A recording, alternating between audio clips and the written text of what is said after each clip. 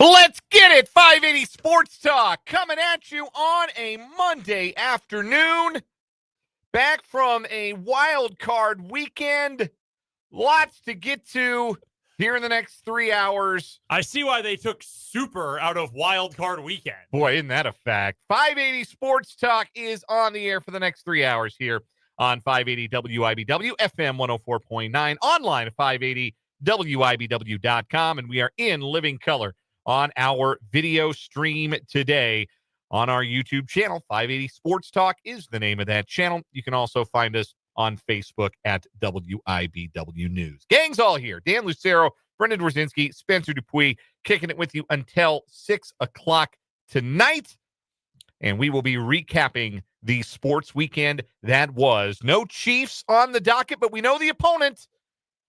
None of us, not in this room, thought it would be the Houston Texans, but that's who's coming to Arrowhead Stadium this coming Saturday. What a monster sports day in the Sunflower State that is. KU and K-State at noon, and the Chiefs and the Texans at 3:30 on Saturday. And, of course, you're going to be able to hear both of those games right here on the Sports Voice of Kansas. But it is the Chiefs, and it is the Texans, and it's the early Saturday kickoff because it's the Texans. So it's the current Texans versus the OG Texans. Yes. Yeah. That is correct. I don't remember how much run that got prior to the first playoff meeting or the second playoff meeting between these two franchises.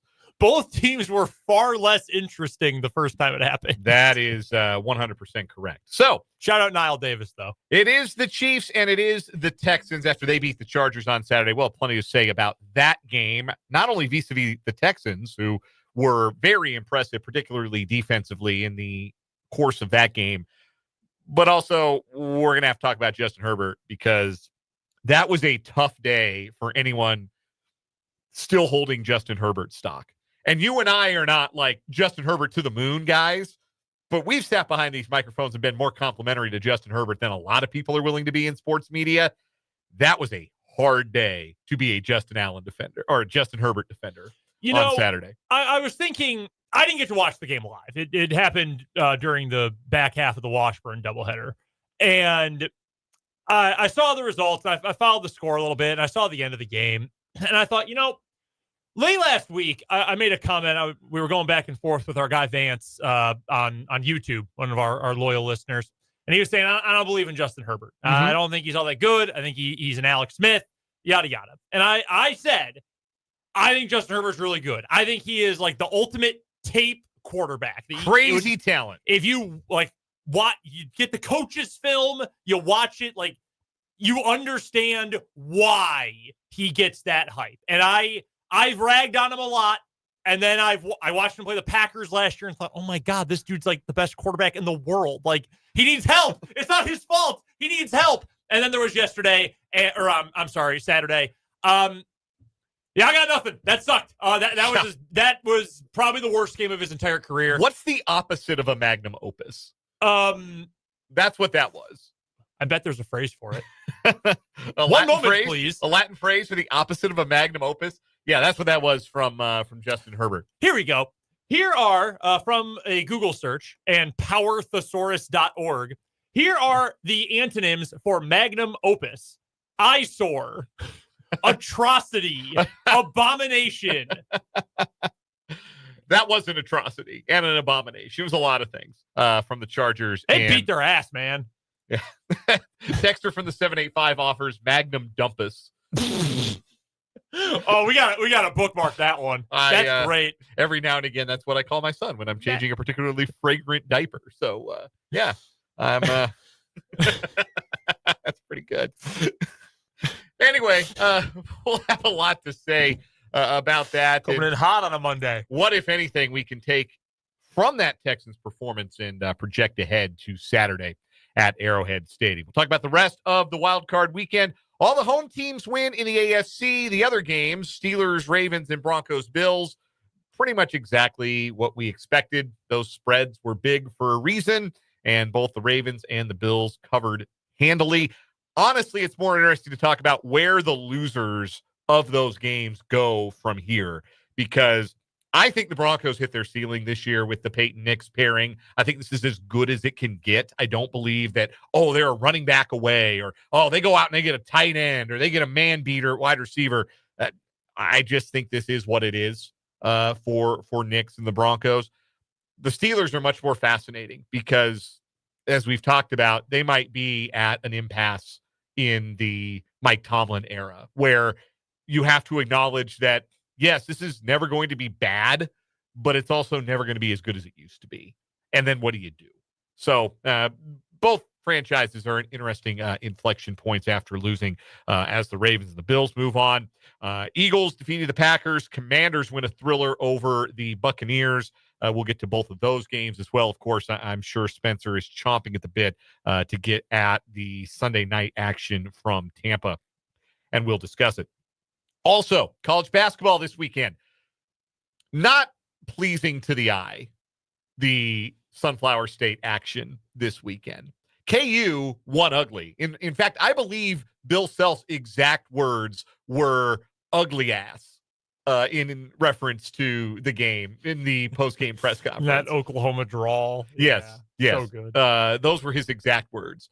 But KU won that game by double digits. They won ugly. K-State lost uglier. And something happened in the post-game press conference that really struck me in a negative way. It's the first time I've really felt like Jerome Tang kind of abdicated a leadership responsibility a little bit in a way that I find to be pretty concerning. And this is spoken to somebody who is a fan of Jerome Tang, the coach, the person, likes him a great deal. I thought he fell short on Saturday, and certainly K-State did. Worst loss of the Tang era. They lose by 30 to Houston. The fact that they lost the game isn't the surprise. There's not much to dissect from the game, but something happened after the game that I really didn't like, and we're going to get to that later on in the show as well. Plus, all of the other bits and pieces you've come to know and love from a Monday edition of 580 Sports Talk, our sports headlines, new round of What Is Wrong With You, Good, Bad, Ugly coming up later this hour. We'll be joined by Matt Verderame, our NFL Insider. He'll help us break down all of the wild card weekend action. We'll look ahead at tonight's game. We'll look back at the 5 games previous, and we'll get some early thoughts on Chiefs-Texans from Matt of Sports Illustrated, SI.com. He joined us at the bottom of this hour in the Fleming Place Wine and Spirits Hotline. And, of course, we want to hear from you.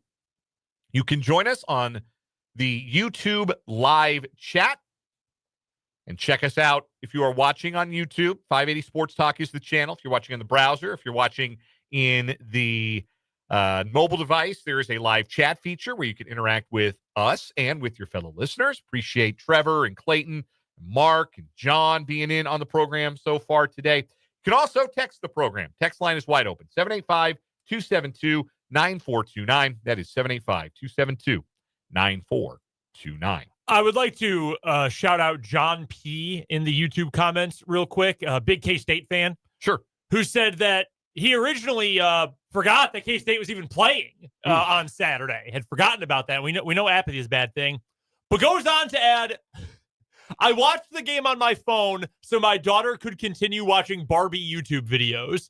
And let me tell you, John, as the new father of a daughter, and Dan as a new father in general as well, I cannot do anything but respect that move. That's a strong dad move. You're looking out for the kids, but you're looking out for yourself as well. Respect. I vacated the upstairs for the downstairs for the second half of Broncos Bills so that Asher could take a nap. It was his nap time, which means we need to put on his nap music, which we usually do on the Spotify app, on the Roku. And so he napped. He's not really a great crib napper right now. Mm-hmm. Much better body contact napper. So he wanted to take a nap around 2 o'clock, 3 o'clock. That's a nap time for him. He napped on me during KU Cincinnati for about the duration of the game. And frankly, hard to blame him. That game was an affront to basketball in a lot of ways. But strong move, John. Appreciate that. Appreciate you weighing in, being a part of the discussion today. Appreciate everybody tuning in to 580 Sports Talk. All right. Texans beat the Chargers on Saturday. I left the house to go to dinner with my family. The game was 6-0 in favor of the Chargers. And if you had told me at that time that the Texans were going to win the game, I wouldn't have believed you. The Texans looked wretched. Nothing was working. They had turned the ball over twice already that I had seen. I also saw the Herbert throw the interception right back to the Texans there in that first half. They didn't look like they had an answer on offense. It just did not look like a very pleasant football game, frankly, all the way around. It looked like two teams that I watched and said, neither of those teams have anything for the Chiefs. It doesn't really matter who wins this game. I don't think either of these teams has anything for the Chiefs. Texans put a rally together. They scored 10 points in the last minute of, you just go back to that 3rd and long, right? That 3rd and 16 where the snap gets away from C.J. Stroud. If that busted play doesn't end up coming up roses for the Texans, they complete the pass to midfield, and I think they scored a couple of plays later. If that 3rd and 16 ball bounces funny and Stroud can't get on it, he has to fall on it, or pass is incomplete and ends up being 4th and forever, and the score stays 6-0, probably into halftime at that point, I don't know that the Texans would have scored. Never mind, won the game. But the game flipped on that play, and then in the second half, it was total defensive domination by the Texans. They put the heat on Justin Herbert, and he wilted. It was a tail kicking on defense. That being said, I did not see anything from that game in particular that I felt like, oh, that's different from the Texans. That's something we didn't know they had. That's a lot better than what we thought they had. Wow, they're really loaded for bear now that the playoffs are here. The thing they did exceptionally well to the Chargers was rush the passer. And while the Chiefs' offensive line has had moments of difficulty, it is also really strong in the middle. The interior offensive line, particularly if Joe Thuney's back at left guard for Saturday. Do you know where the Chargers aren't particularly strong on their offensive line? Through the middle. The guards, the center, not near what the Chiefs have. And the Texans took advantage. The Texans pressed on that bruise. They ran a lot of games. They blitzed on the interior. They came through the middle on Justin Herbert and forced him to throw 4 interceptions. Now, one of them wasn't Herbert's fault, but that means 3 of them were. And that is as many as he threw in the regular season. So you do the math on that. 4 picks in a playoff game. He threw 3 all season. I don't think that's replicable from Houston on the road against a much better interior line. Now, those outside pass rushers, Will Anderson and Jonathan Greenard, they're pretty good. And whoever it is at left tackle and Juwan Taylor are going to have their hands full. No doubt. They better strap it on, bring a lunch, whatever you want to say. But what I saw the Texans do, I don't believe they can do that again to the Chiefs. Like, I did not see anything from that performance that made me think, wow, they're going to be able to press on a bruise for the Chiefs the same way they were able to press on one for the Chargers.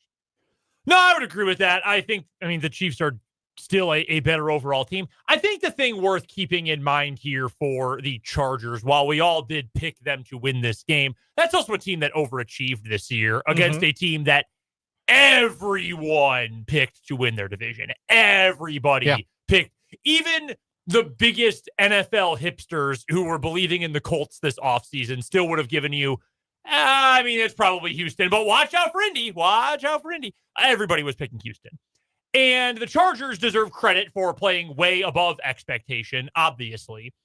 But as I said the other day, that's still not a great roster, all things considered.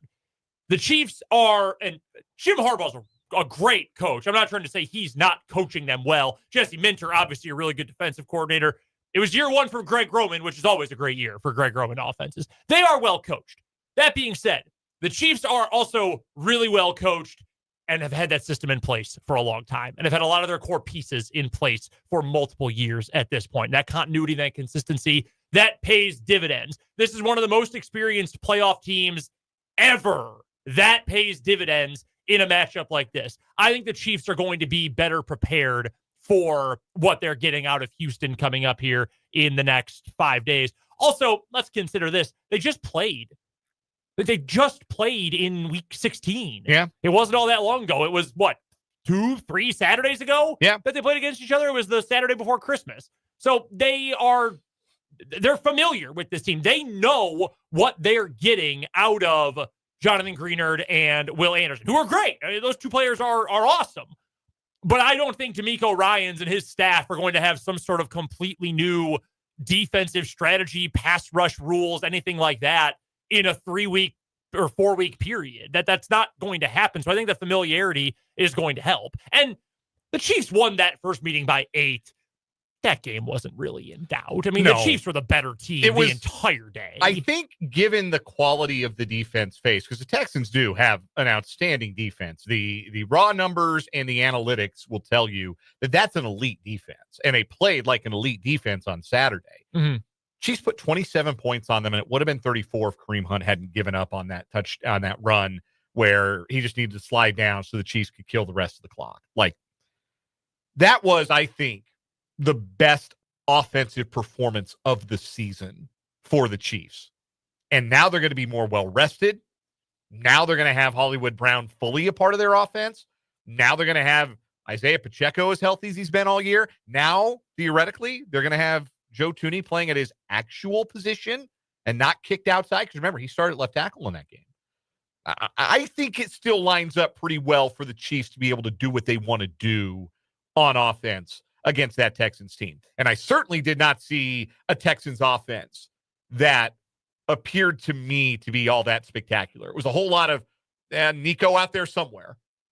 He's about what they've got left as far as weapons go. Yep. Nico Collins. And he's very good. Yeah, really good. Don't get me wrong. He's an awesome player. But again, when I watched that game, I was not surprised to see the line open where it did. The consensus betting line for the game open, I think it's 7.5 for the Chiefs. Some places it jumped right away to 8.5. Yeah, and that did not surprise me in the least. This is still a Texas team, and we do this every year, right? We look at a team's performance in Wild Card Weekend, and we say, now they're clicking on all cylinders. They were so impressive.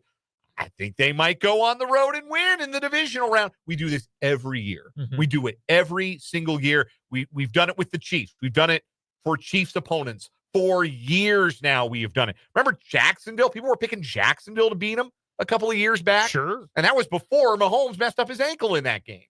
And that obviously didn't happen. But, oh, man, Jacksonville, they showed their playoff tough. They had that playoff comeback against the Chargers. Yeah, weird.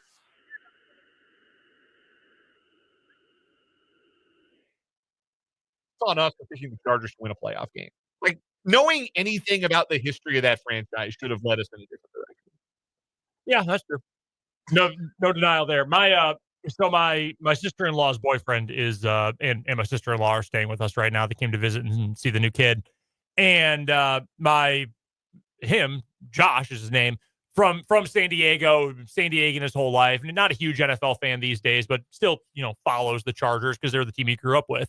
And he said, yeah, we didn't even watch the game while you were gone, and I knew exactly what was going to happen. Like, there's no way. It's the Chargers, man. Of course it's the Chargers. They're never going to win anything of any importance. And this is someone who followed them for many, many years who's from San Diego. So, yeah, I would not that is indeed our fault. I do think they will be at a point in the next couple of years where maybe they're not a true contender, but they're going to be a team that can win a playoff game. This was obviously not that year. That's mostly a belief in Harbaugh over anything else. Yeah, that's kind of where I'm at too. Like, their skill players were so bad. Like Lad McConkey and like a bunch of stiffs.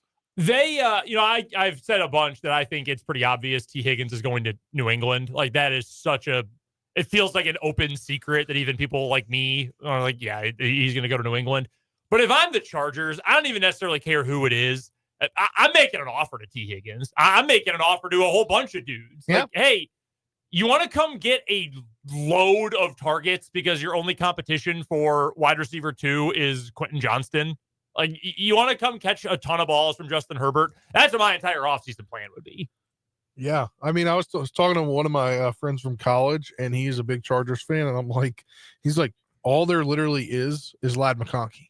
It's Lad McConkey. Yeah. And that's it. And a bunch of goons. If you looked at the receiving numbers for that game, McConkey had like 10 catches in that game, and I think the rest of the team had like 8. Yeah, it was something crazy like that. So, yeah, domination. Yeah.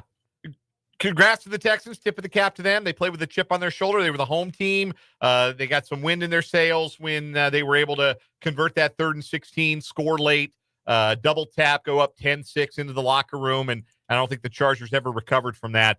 I would not be afraid particularly. Like, I'm not going to sit here and say it's a functional bye like Rex Ryan did when referring to the Chargers-Texans game and saying that the Chargers had a virtual bye because they were playing the Texans. What an ass. That guy. I hope the Jets hire him. They deserve each other. I cannot wait for they the deserve first each other. 0-17 season. What an ass. Foot freak. Okay, let's take a timeout. We'll come back with the good, the bad, and the ugly. Matt Verderame is going to join us to talk some NFL as well. We got more Wild Card Weekend thoughts. We're going to talk about KU K-State basketball. A lot of comments lining up in YouTube. Want to talk about KU K-State. We're going to get there as well as we go along today. Thanks for being with us. We're just getting started on this Monday edition of 580 Sports Talk.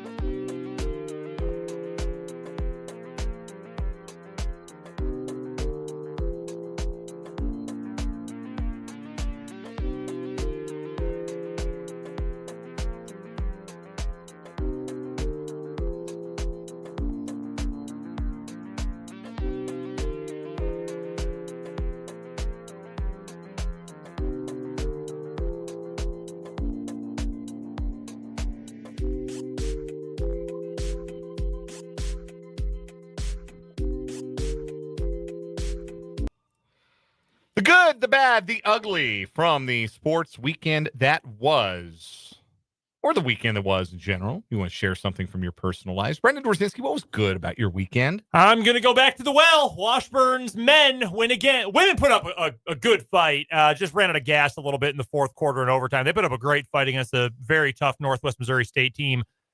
The men, though, oh, buddy, I know Northwest is different. They lost a bunch of talent. They lost Ben McCollum to D1. I understand all those things. But if you're a Washburn fan and you just saw your team beat Northwest Missouri State by 30 points, you've got to feel pretty freaking good about that. You know, it's going to feel really even better waking up on Wednesday morning to play the Turnpike Tussle as the likely number 1 team in the country. Yep. Number 1 ranked Nova Southeastern lost on Wednesday night last week. We found that out on the show. I hadn't even checked. I just assumed they won their game that previous night. They lost. Washburn did not. Washburn has a tougher schedule, better metrics, all that stuff. Washburn tomorrow at about noon when they release the D2 top 25 needs to be the number 1 team in the country. And it is completely deserved. Spencer Dupuis, what was good for your weekend? I watched my NFL team, my favorite NFL team, win their first playoff game since I was, I believe, 7 or 8, and I didn't really care that much about football. Hey, so yeah, that's a nice little milestone. Yeah. On top of that, the Capitals won. Ovechkin just is inching closer to the record. They won 4-1 over Nashville on Saturday night. Mm-hmm. It's just an amazing time to be a DC sports fan. Well, there you go. How the Wiz doing? We don't talk about them. They have won a few more games of late. Things are going great. Yeah. My good is that we are able to avoid a 3rd edition this season of the game I hate more than any other game on the sports calendar, Chiefs versus Broncos. Those games on a personal level are not fun for me. They are not a good time.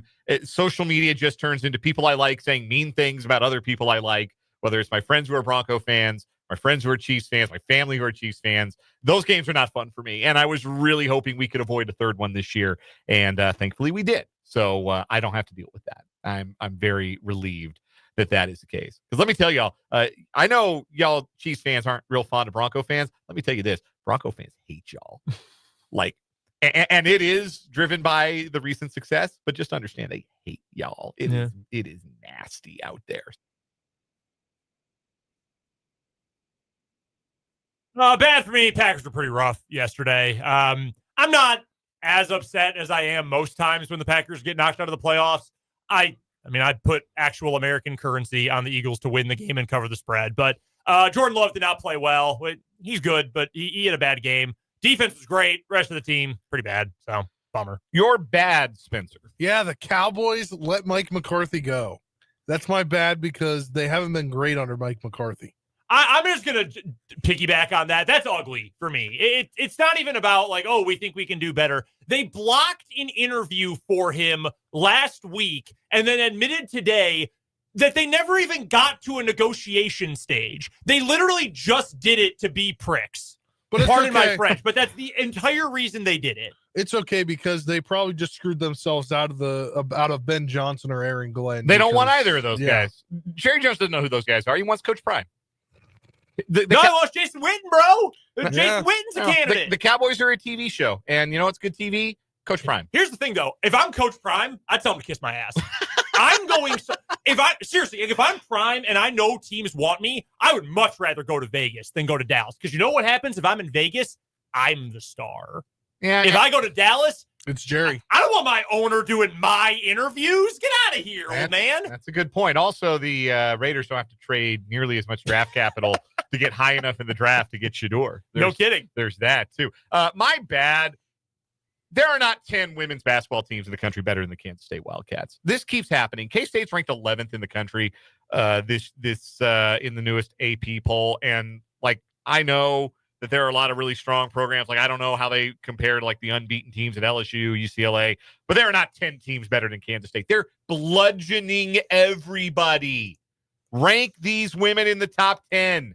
Getting tired of watching them languish at 12 and 11. Maybe the disrespect feeds them. I don't know. But there's no way there's 10 better teams in America than the Midi Cats. No chance. Your ugly was Mike McCarthy. Spencer, you have an ugly? Yes, it is the committee got it wrong, guys. The NFL playoff committee got it wrong. This was the boringest wild card weekend up until Sunday night. I agree. Alabama should have played the Bills. Jalen Milroe would have done something crazy. Yeah. No doubt about that.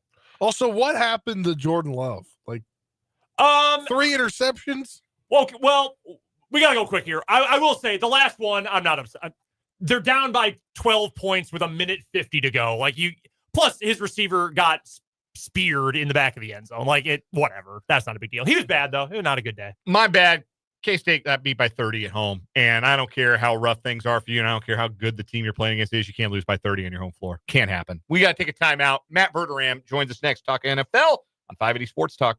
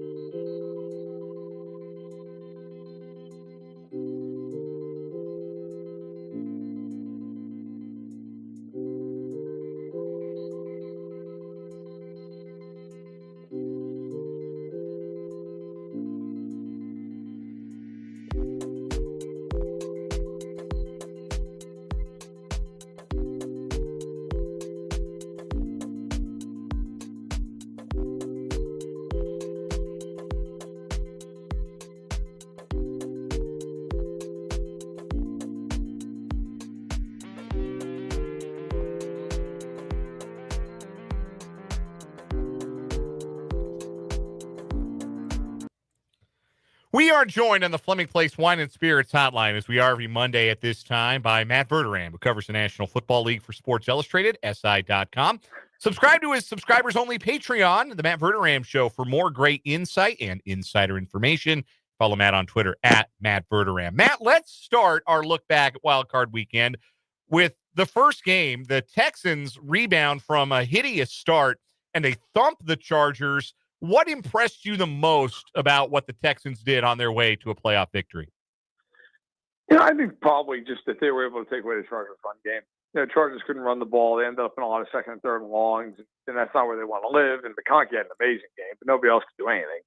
I mean, every other receiver on the Chargers had 2 catches for 14 yards. So McConkey went nuts, but it wasn't enough. And I think you got to give a lot of credit to the defensive staff and the Miko Ryans for coming up with a way to play the run and take that away. And look, I think this is obviously going to be a much different game against Kansas City. It's got to be played much differently. But in that game, Houston knew if it was going to win, have to stop the run. They're able to do it. Did anything that Houston did in that game stand out to you as something that, boy, if they do that, if they can do that in a similar way against the Chiefs, like they can threaten the Chiefs in a similar fashion if they do what they did against the Chargers. I guess I would say that, look, they have a really good edge rush. And that was something that they were able to win with against the Chargers, even though the Chargers have very good tackles. And obviously that is a component of Houston's game that Kansas City has to be ready for and has to prepare for and has to know how they're going to be able to neutralize that.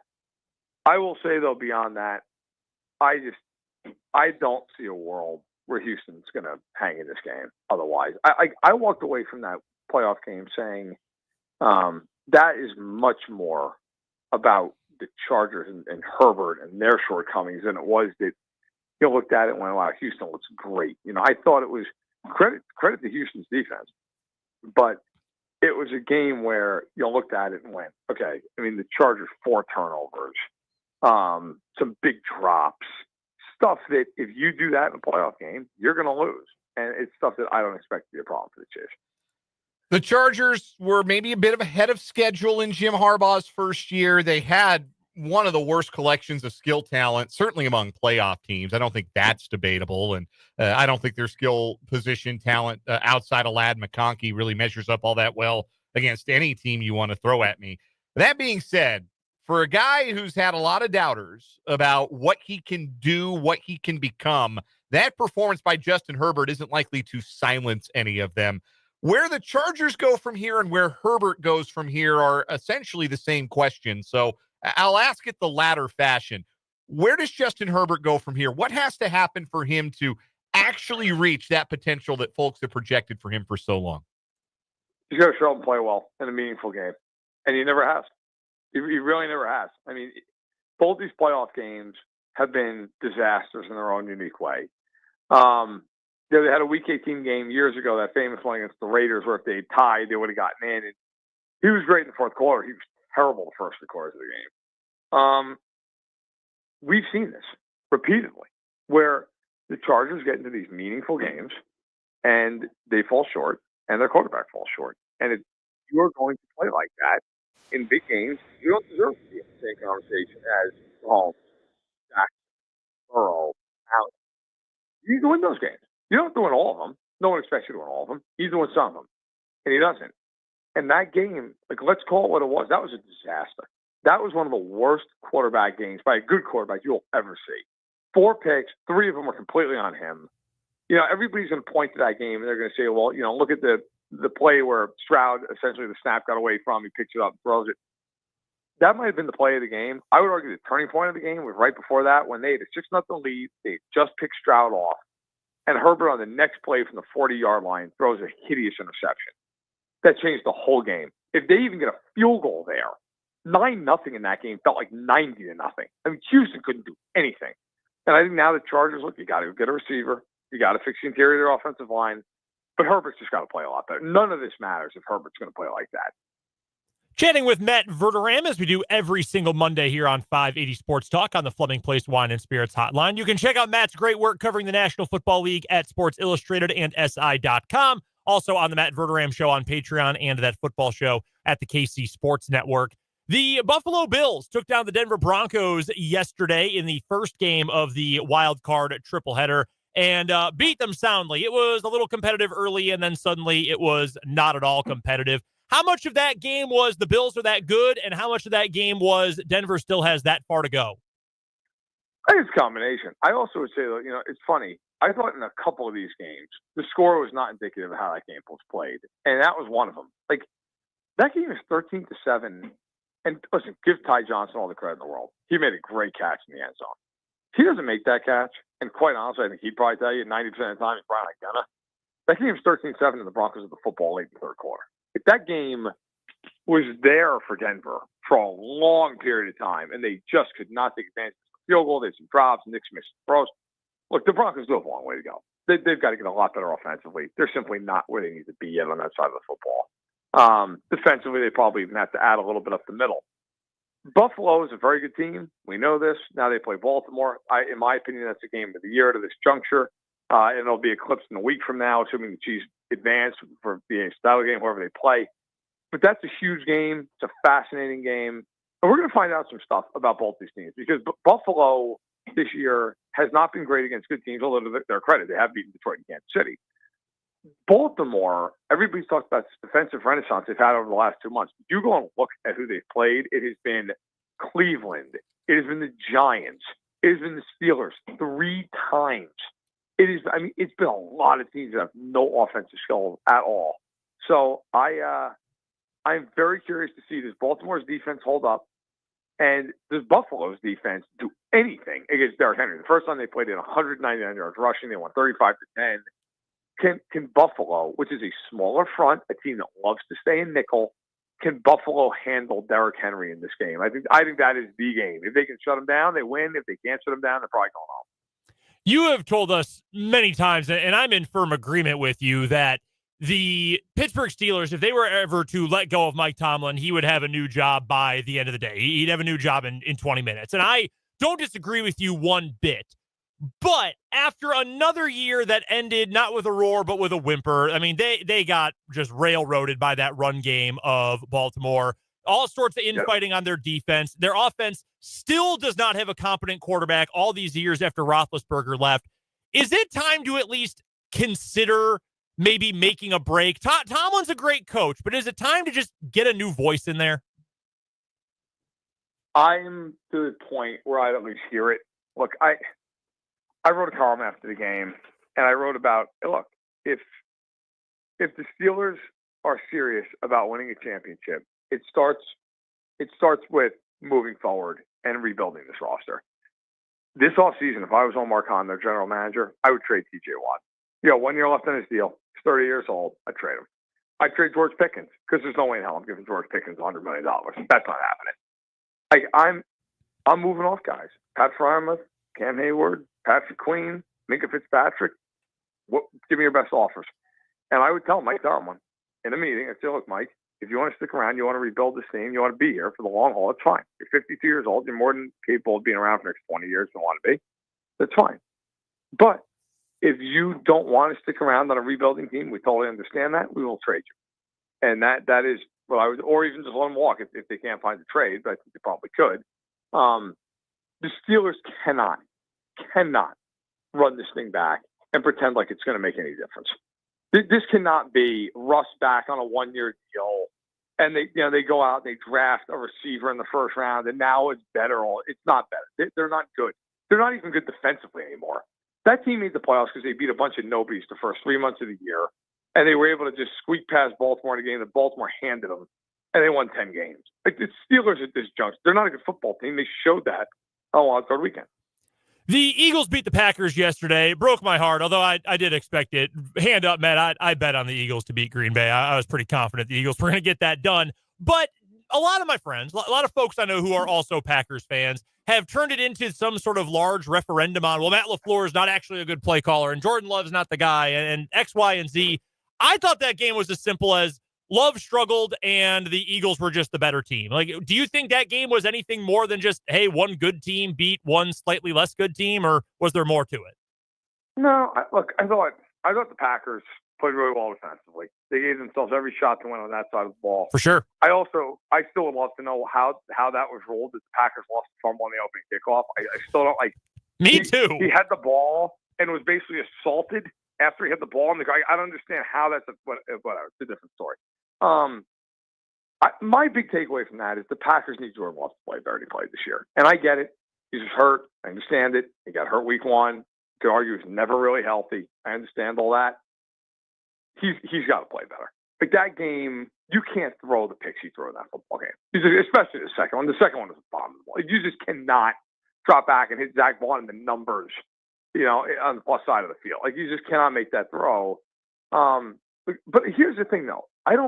The Steelers, they need a complete rebuild. The Chargers, I think there's real questions about that team moving forward in a lot of ways because they're getting older on defense, stuff like that. The Packers,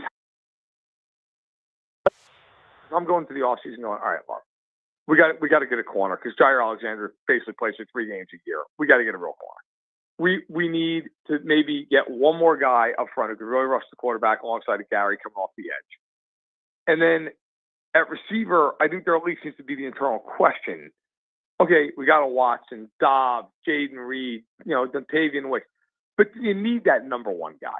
Do you need that guy who on 3rd and 8, you're like, that guy's getting open all day, every day? And I think that's it's a fair question. Maybe the answer is no. Maybe they feel like, look, we like our group and we're going to stick with this kind of receiver by committee group. But I think there does at least have to be a conversation about, does that also elevate Love? If you get a guy who you're like, this guy's good for 1,200 yards. I think that's a fair conversation. But I don't think the Packers have to have some huge overarching question about who they are now. I think they're fine. They lost a good thing. We're joined by Matt Verderame of Sports Illustrated on the Fleming Place Wine and Spirits Hotline. And Matt, is Jaden Daniels legit this good, or is he just gone into a lot of luck this year? Oh, I think he's really good. I mean, this kid, look, you can make a real argument. Is there anybody in the NFC that plays quarterback you're more scared of than that guy? I don't know who he is. No. Is it Stafford? Maybe. Like, when he's on a heater, maybe it's him. Maybe it's Goff when Goff's really in rhythm. But, like, Jaden Daniels is terrifying. Like, look, when you look at the wild card weekend, now, of course, we don't know who the Eagles are going to play. They could play Minnesota. They could play LA. But whoever plays them, they're going to have a real shot to win that game. The Bills and Ravens, everybody, I think, feels like that game's going to come right down to it. And then you have the other two games. Kansas City and Houston, which I don't know where that line is right now, but it was at 8.5 at one point this morning. And Detroit and Washington was also 8.5. And I look at those two games and I say, look, I would be shocked if Detroit or Kansas City lost. I just don't see it. It would take a complete meltdown. Like those teams would have to play awful football. That being said, for either game, the one caveat I see is Daniels just having a game where Detroit just cannot stop him. He just runs for 90 yards and a touchdown. He throws for 250 and 3 touchdowns. Like, he is the kind of guy who could just have a game where they can't do anything to stop him. He just goes nuts. Like, I don't think Houston has that. I don't think Houston has that gear. I just don't think they can get there. Where Washington, he is that X factor where he could have a game where you have the perfect play call defensively and he still beats you. All right, last thing, Matt. We got about 10 seconds here. Who wins tonight between the Vikings and the Rams, and why? I'll take Minnesota. I just think they have the better overall defense. I think both offenses are really good. So give me Minnesota in a really competitive game, something like 27-23. Matt Verderame joins us on Mondays here in the Fleming Place Wine and Spirits Hotline on 580 Sports Talk. Check out his work at sportsillustrated.si.com and subscribe to his subscribers-only Patreon, The Matt Verderame Show, for more great insight and insider info. Matt, always a pleasure. Enjoy tonight's game. We'll talk next week. Thanks a lot, guys. That's Matt Verderame. We will step aside, come back, wrap up this hour. 580 Sports Talk next.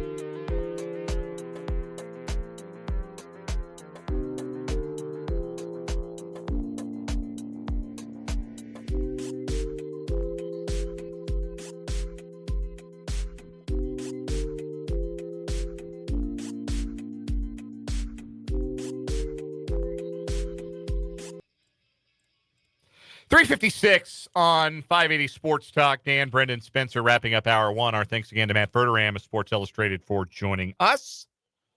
Coming up in the 4 o'clock hour, we're going to get into the college basketball weekend. KU and K-State played some unsightly basketball games. The difference was KU won theirs by double digits, and K-State lost theirs by 30 at home. We don't need to get to this particular point about the KU game while breaking it down. Cincinnati was favored. Yeah, they were by 1.5. So there were some books that had it flipped. I that's why you shop, folks, and why you bet money lines sometimes when you know your underdog is going to win. What? that one didn't even make sense. Yeah, I didn't get that either. I saw it a couple ways. The only thing I could figure was they were 0-3 in conference desperation at home. And KU has not been perfect by any means this year, but KU has also figured out a rotation. Like they know what they are at this point and who is going to contribute for them. And apparently you can't score on KU in the second half of games anymore. You're just not allowed. It's not in the bylaws.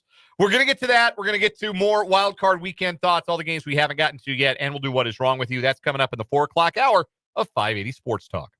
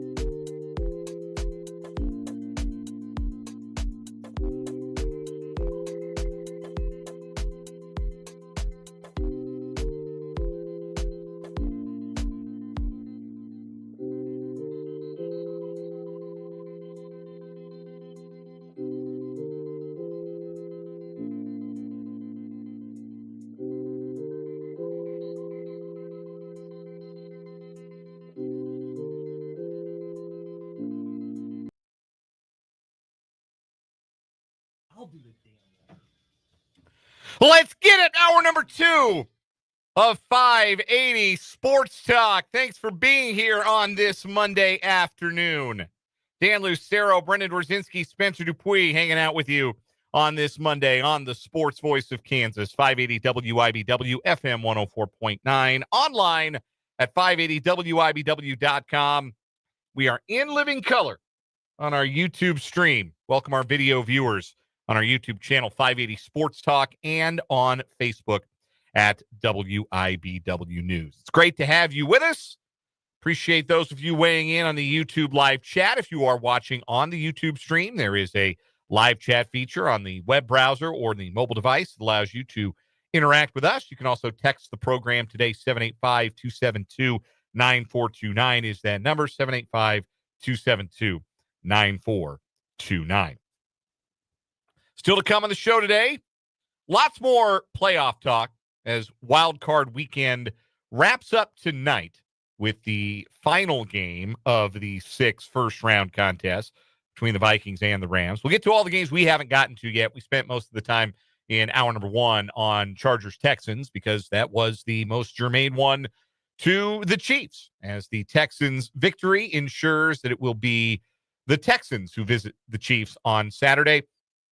Is there a rule in the NFL that both conferences can't be the prime time, or the same conference can't be the primetime game both Saturday and Sunday? Because I was a little surprised that, even though it is the Texans, and it's very funny that they only ever kick off at 3:30 Central on Saturday when they play in the playoffs. Yeah. Like, honest to God, I feel like if they were to, I'm not putting this into the universe, but if they were to make an AFC Championship game, they'd move that game to Saturday at 3:30 Central. They would definitely get the early kick on Sunday. Ever hear of Super Bowl Saturday? You will if the Texans ever get there. I didn't. So it's the what's the primetime game on? That's Sunday. Eagles, Manders, Lions. That's Saturday. Is Saturday. Is Saturday, and then Sunday is Bills Ravens. Bills Ravens. Bills Ravens. Yes, that's cinema. Like, they should show that in movie theaters across the country. That's what we're going to get with that game. Yeah, I probably would have put both in primetime too.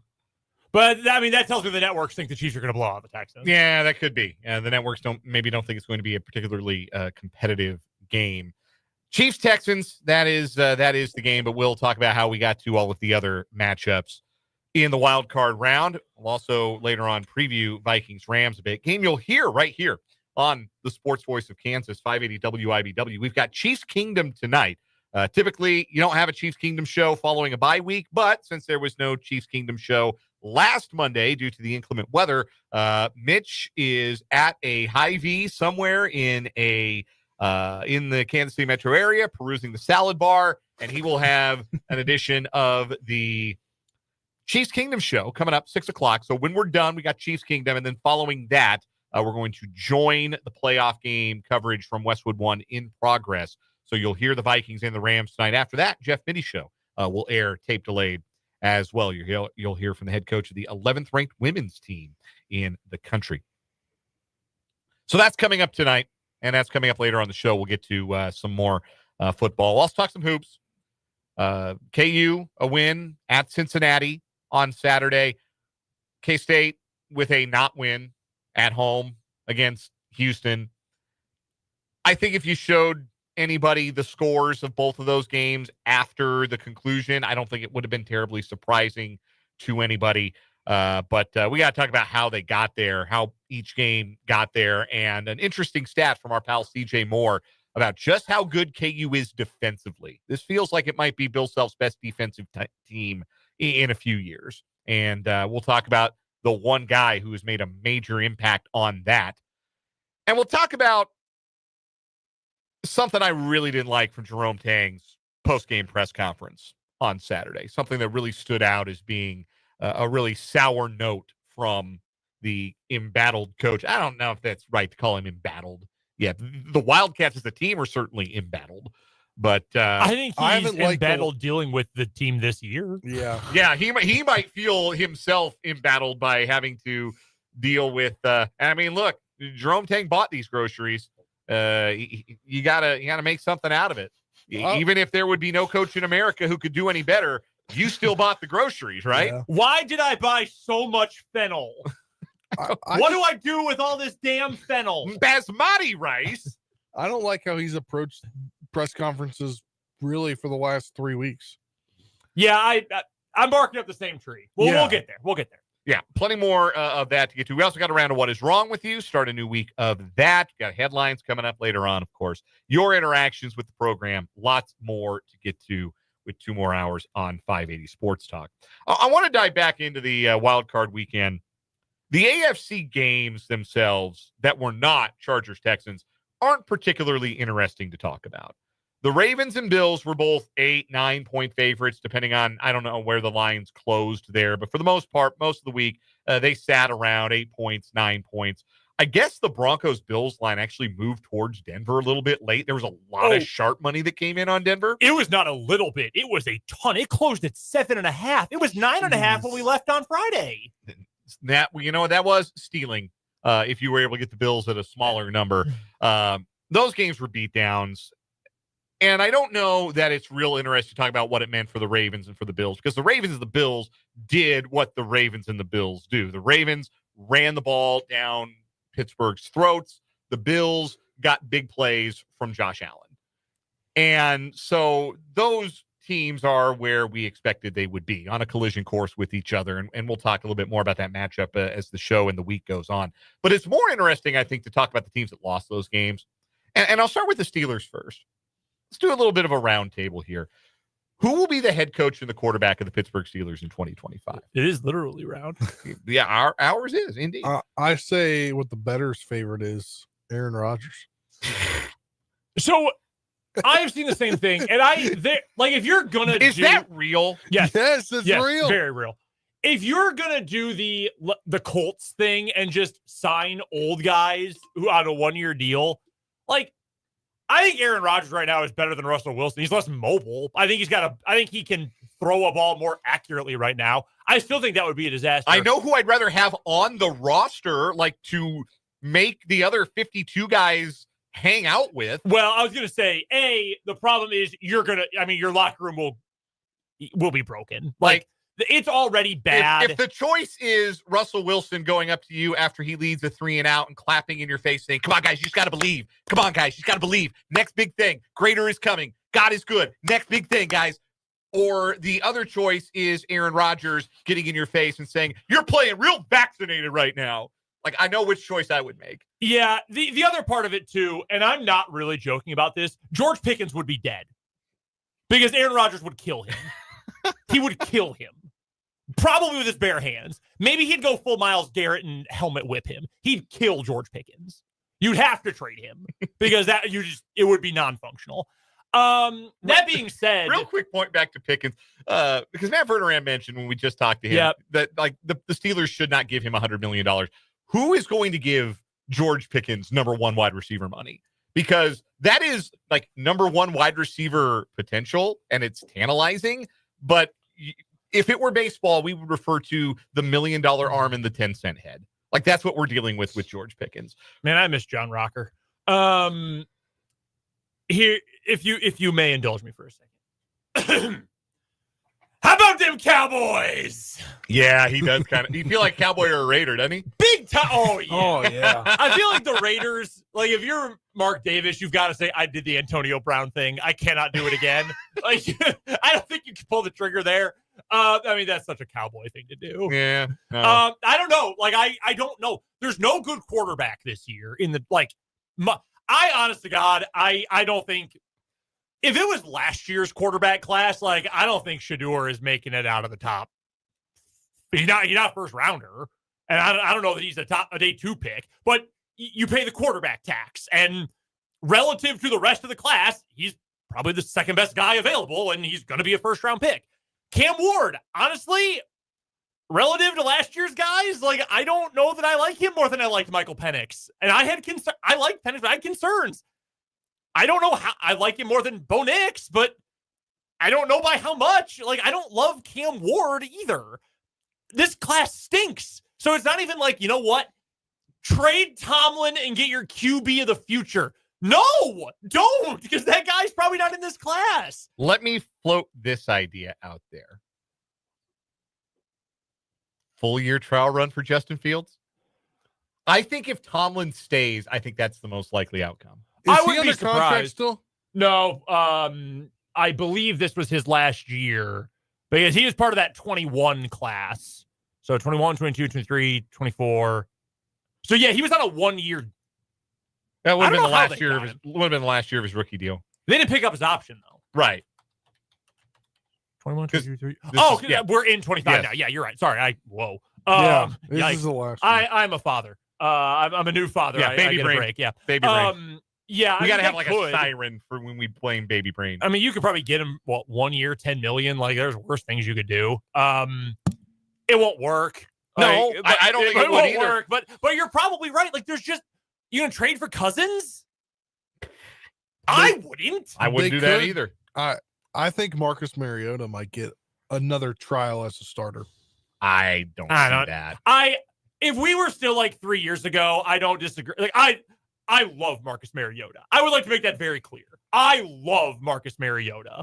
But after what happened with the Falcons a few years ago, it's probably over for. I mean, he's 31 now. He had like 12 good games in his career as a starter. Like, and the Steelers' problem is it's not just like they have some high-end players. They do. they have finally have a good offensive line. premium players, but there's not a lot of roster depth, and there's no quarterback that's fixing it right away. Like we walked through, 42-year-old Aaron Rodgers is not the Deus Ex Machina for your football team. Do you think? Obviously, it wasn't Russell Wilson. There's no way in hell it would be Kirk Cousins. There's nobody out there who's the 1 year quick fix. So if you're like best case scenario 2 years away with whoever your quarterback is, or from finding your quarterback, why not do what Matt Verderame suggested? Blow the whole thing to smithereens. I don't necessarily hate that idea, and I will say, and I put this on either Twitter or Blue Sky earlier this weekend.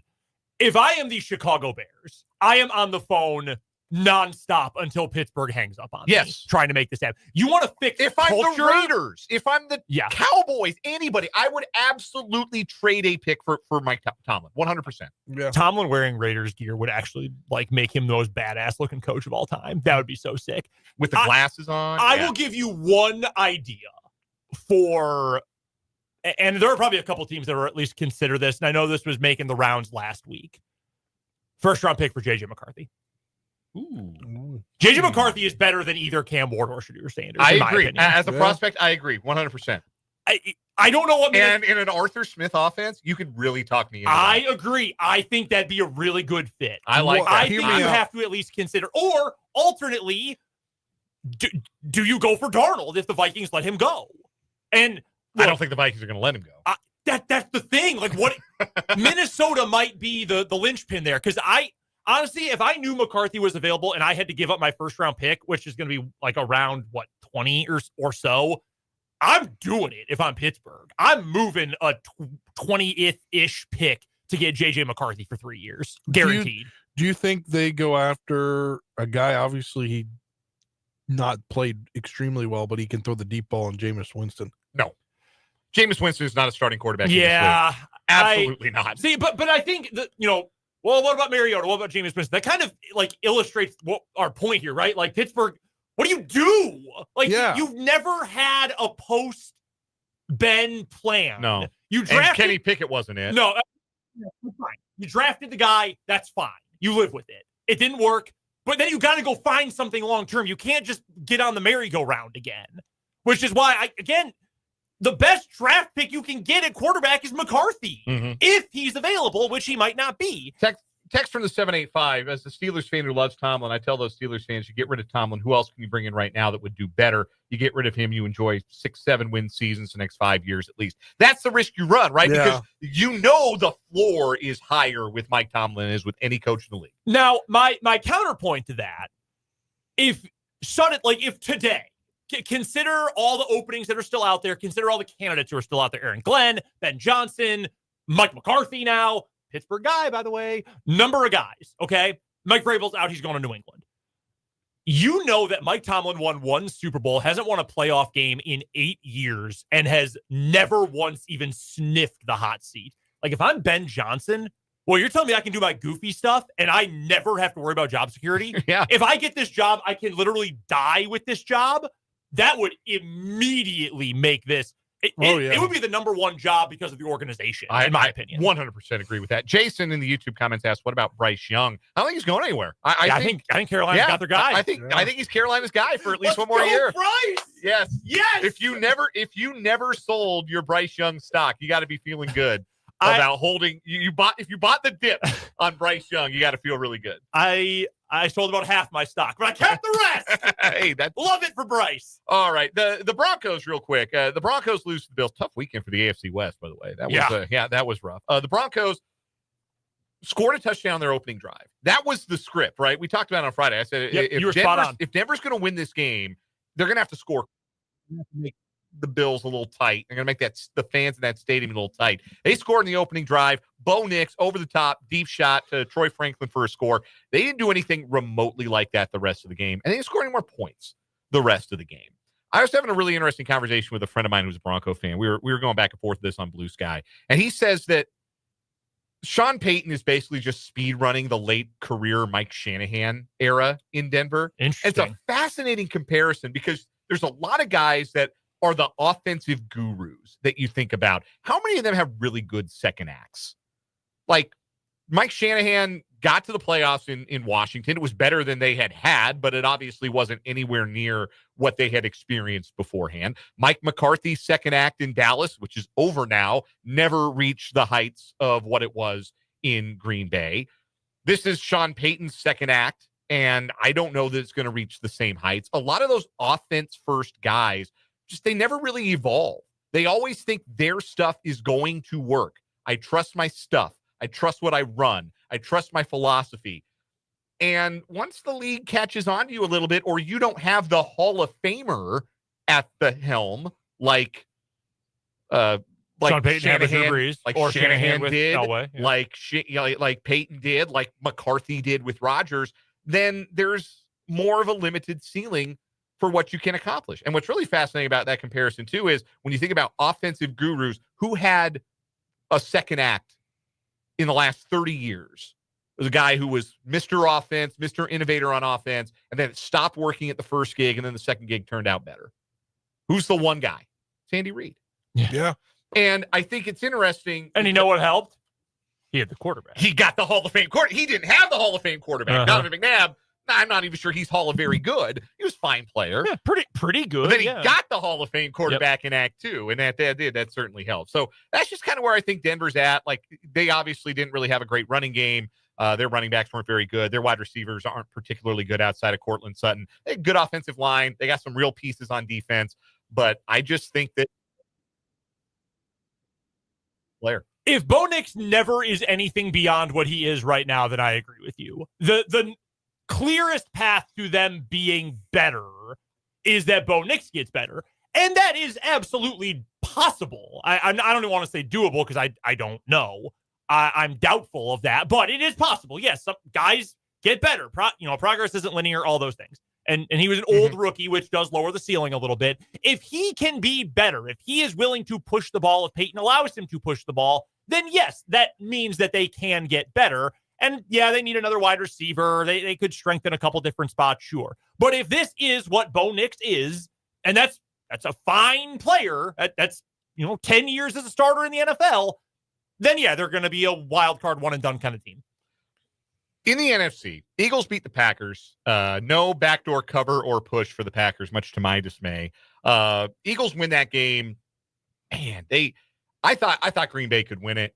And then Jordan Love, just like you could tell right away, he was not himself, physically. And then he didn't play well on top of that. But like you could tell that was not a guy who was 100%. Well, his first pass of the game overshot Dontavian Wicks. C.J. Gardner-Johnson overran what should have been an easy pick. And I instantly thought, yeah, it looks like a guy who has an elbow problem. like that's not a normal throw for Jordan Love. Look, Philly's good. They're really good. Although I will say my only takeaway from that game about Philadelphia, I would be terrified about Jalen Hurts right now. That looked like a quarterback who was really rusty, who recently had a concussion. So he looked awful. Yeah. That's my biggest thing with the Eagles right now. Like there is no plan B. But they got a really good plan A, and it's hard to take them out of that plan A with how good their offensive line, how good their defense is right now. Honestly, the difference was Green Bay, the kickoff fumble, the call was ridiculous, but don't fumble the ball in the first place. Whatever.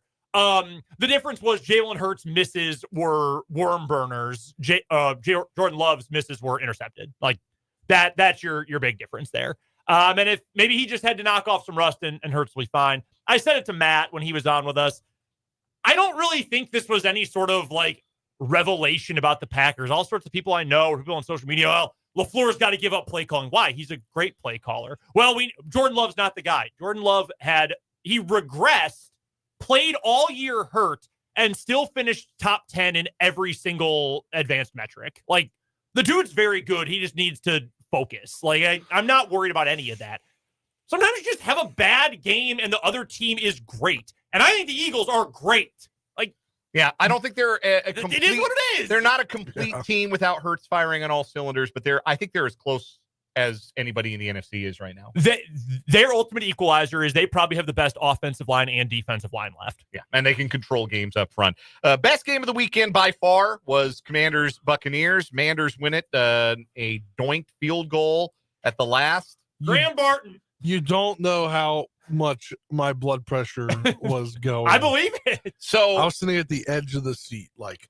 What that game came down to was Jaden Daniels making play after play after play after play. Like, and not making the mistakes. If you didn't think he was one of them ones before, you have to believe it now. Like, what we're talking about here is somebody in his first NFL playoff game against I think a really good defensive mind, even if not a really great defense. I had confidence that Todd Bowles could throw something at Jaden Daniels, at least schematically.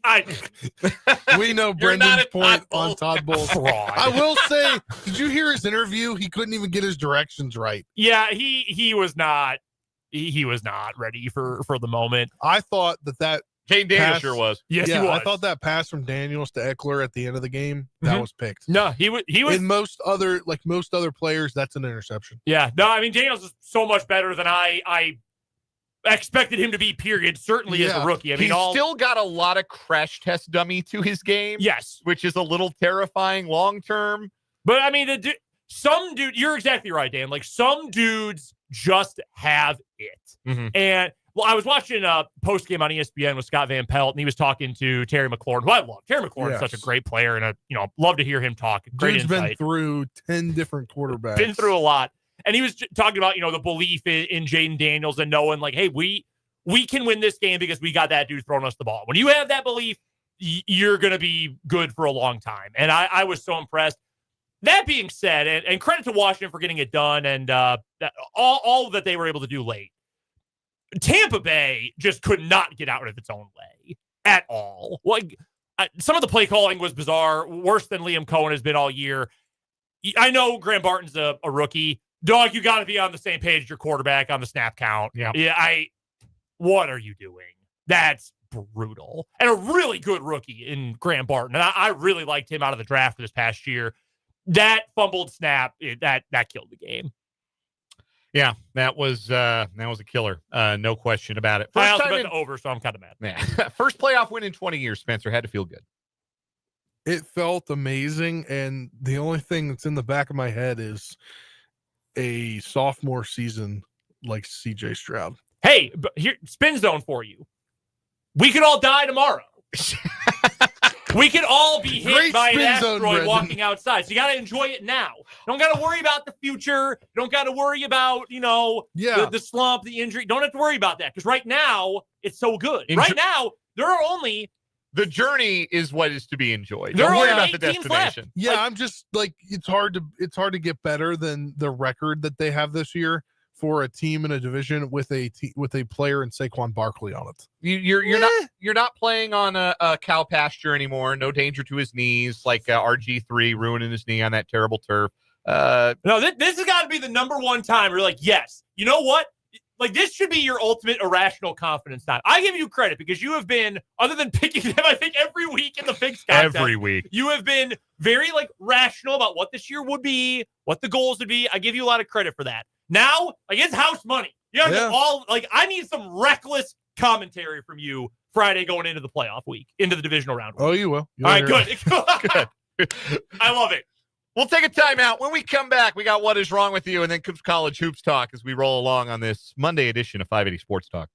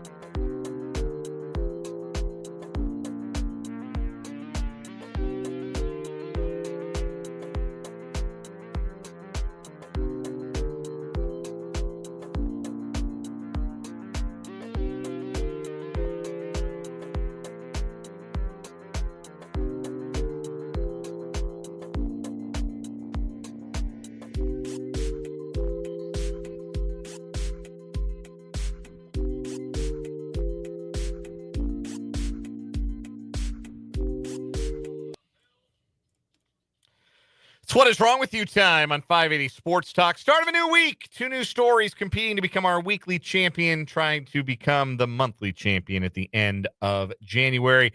Both of our stories are Florida stories today. Spencer, why don't you go first? All right, let's go to Southwest Florida. A man is accused of pulling a gun on someone in a Publix parking lot in Southwest Florida Regular. during a Facebook Marketplace sale. According to the Lee County Sheriff's Office, Stephen McConnell, 25, met with the victim to sell an Apple Watch he had listed. The two met at the Publix along Corkscrew Road at the Vendana Village Shopping Center. After the victim paid $500, he suspected the watch was fake and asked for a refund.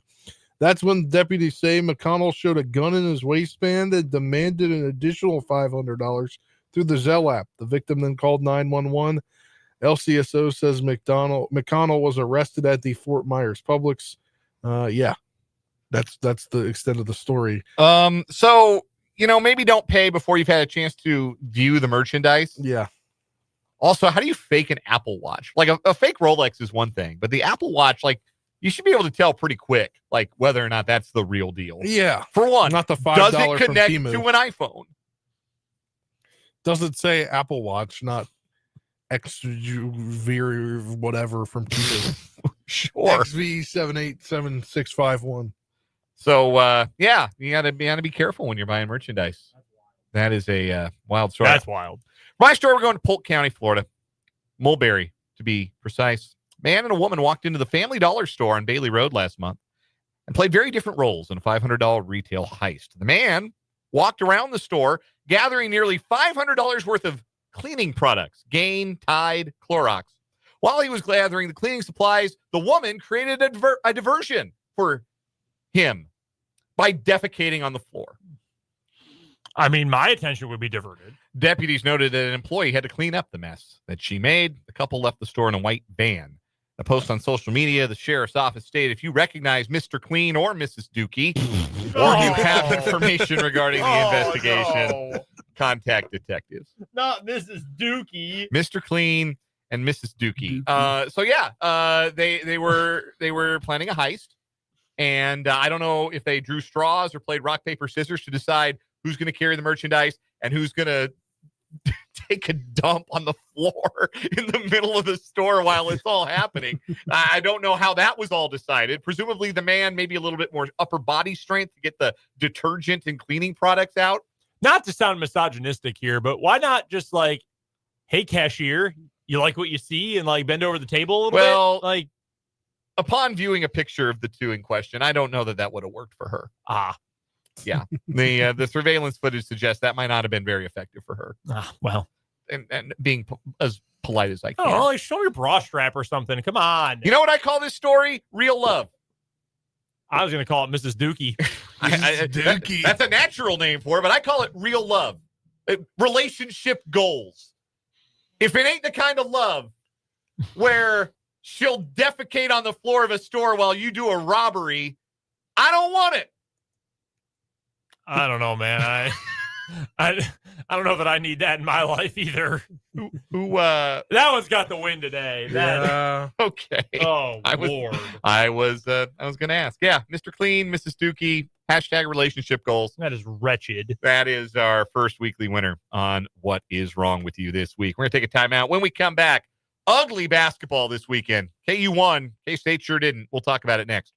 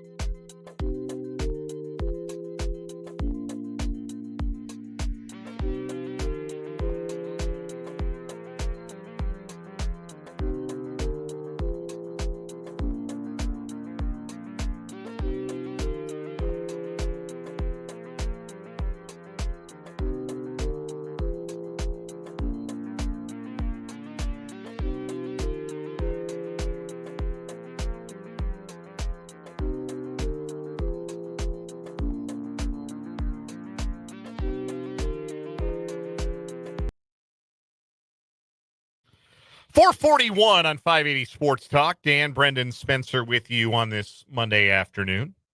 Text lines open, 785-272-9429. Jump into the live chat if you're watching on our YouTube stream at 580 Sports Talk. KU and K-State both played on Saturday afternoon, and I want to shout out the officiating crew and all parties involved with KU Cincinnati. That game got done at 2:42 Central Time. I think it's the fastest college basketball game I've ever seen.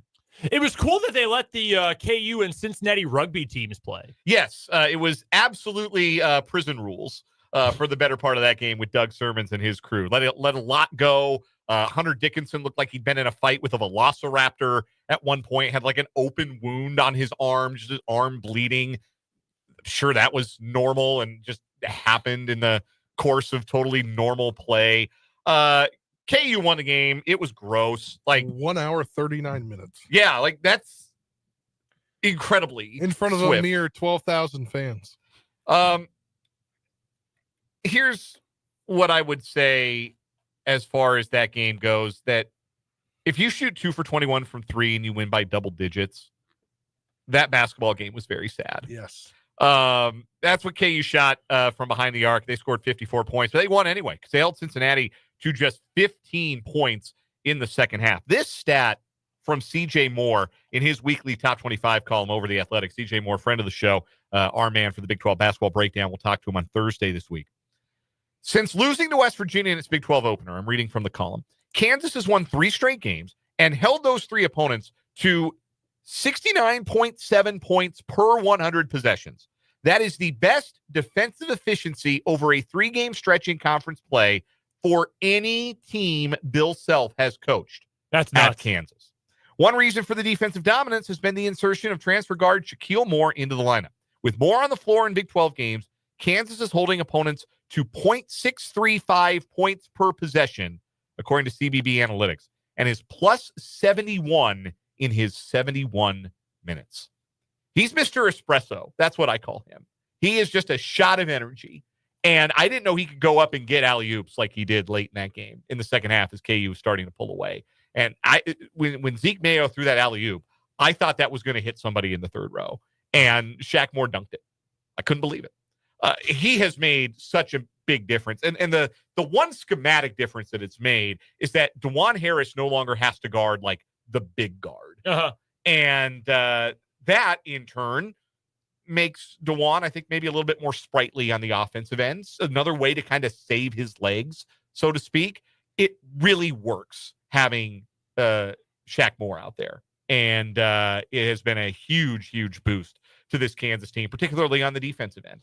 Yeah, I know CJ, when we talked to him on Thursday this past week, said, he's given you some good things, Shaq Moore, and obviously that stat is a big deal. The concern is that he is a shooter like DeJuan Harris is a shooter that if you leave him open, he's pretty good at knocking them down, but he's not going to willingly take a ton of them. Which it's not great for your spacing to have that be your lineup. It's not. No, that is correct. But look, man, I know the game was hideous.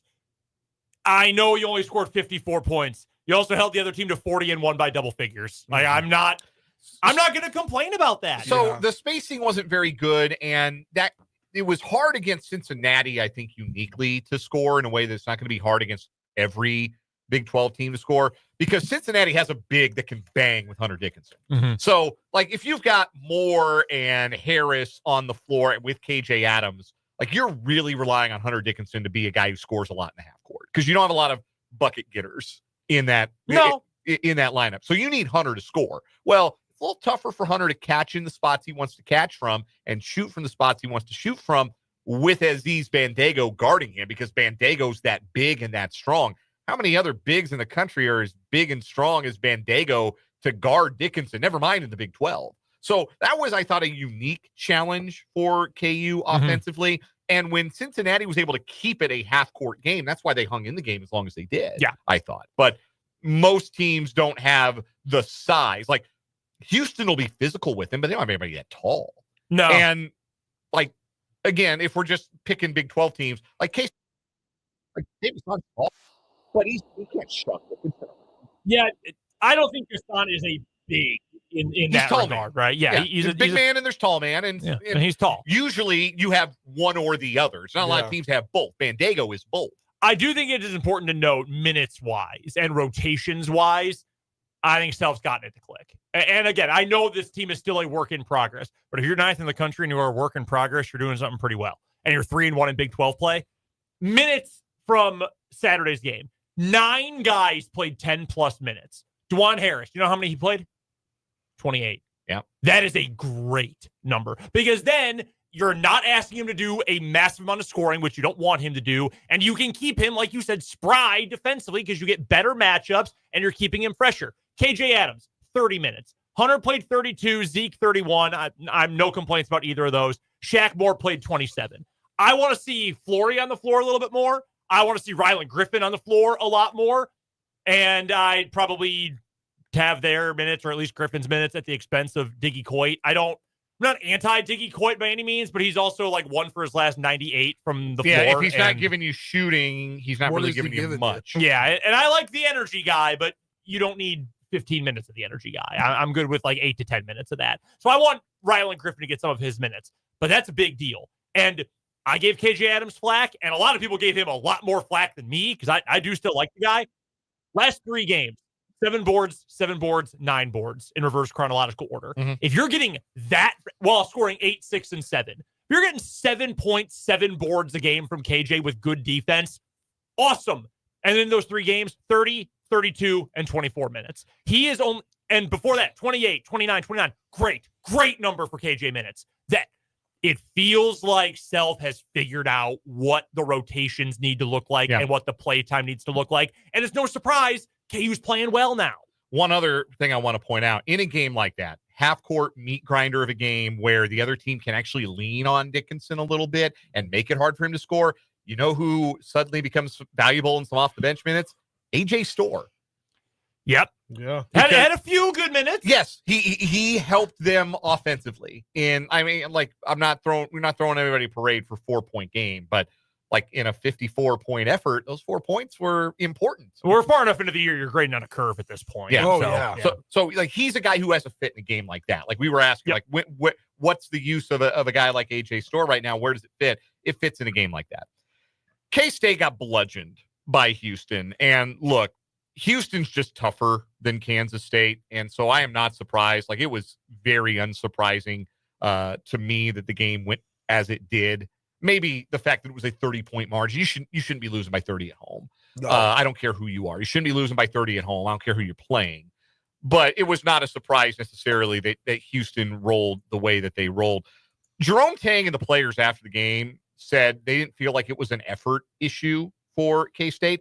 I don't know that I necessarily disagree with that point. I think they wilted ultimately, but I think they came out ready for a fight. I think Houston was much more adept to take the fight to them, and that's a bigger problem, where if you're up for it and this still happens to you, that's a big problem. The bigger issue I had with what Jerome Tang said post-game, Buddy Rich didn't play.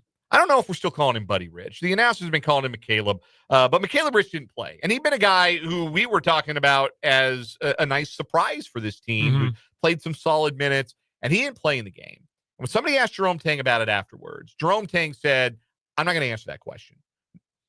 And you have the first time he said that recently too. But you have to answer that question. Yeah. My issue with Jerome Tang is you have to answer that question. Even if it's coach's decision, that's fine. That's at least an answer. If you felt like if there's something going on, if he dogged it in practice, he's late to a team meeting, you don't have to spill all the tea. But there has to be a reason you don't play a guy who had been a rotation player and an effort guy, a guy giving you consistent effort in a game where you get blown out at home and he doesn't play. And that's a reasonable question to ask. Hey, where was he in the mix? Maybe he's hurt. Maybe he's sick. Maybe he was a bad teammate. Maybe he tried to punch somebody in the locker room before the game. You don't have to say exactly why, but you do have to say, you do have to answer that question. It makes me wonder, it felt like an abdication of leadership from Jerome Tang. And it really surprised me because he doesn't strike me as somebody who abdicate leadership as easily. For a guy who has very openly talked in the past about, working with guys and trying to get the best out of them, right? Like, I didn't have a huge problem with some of the things he said about Doug McDaniel. I don't know that, like, okay, God told you to start him. Did he tell you to not start him earlier in the year? That's whatever. But this irritates me. And for someone who has, talked about Marquise Noel and what they've worked on and what it was going to take for him to be a better player and other guys over the course of the last couple seasons, to suddenly cave on that, it makes me think, does he believe this team can't handle it? Like, is that a motivational thing? Like, I know, because every team and every player is different, right? Like, some guys like to have, like, they like hard-ass coaches. Some guys cannot. They need to have softer coaching, and that's okay. You can live and work with those things, but that makes me feel like he thinks his team can't handle it. And frankly, I don't really think they've earned the benefit of that doubt at this point.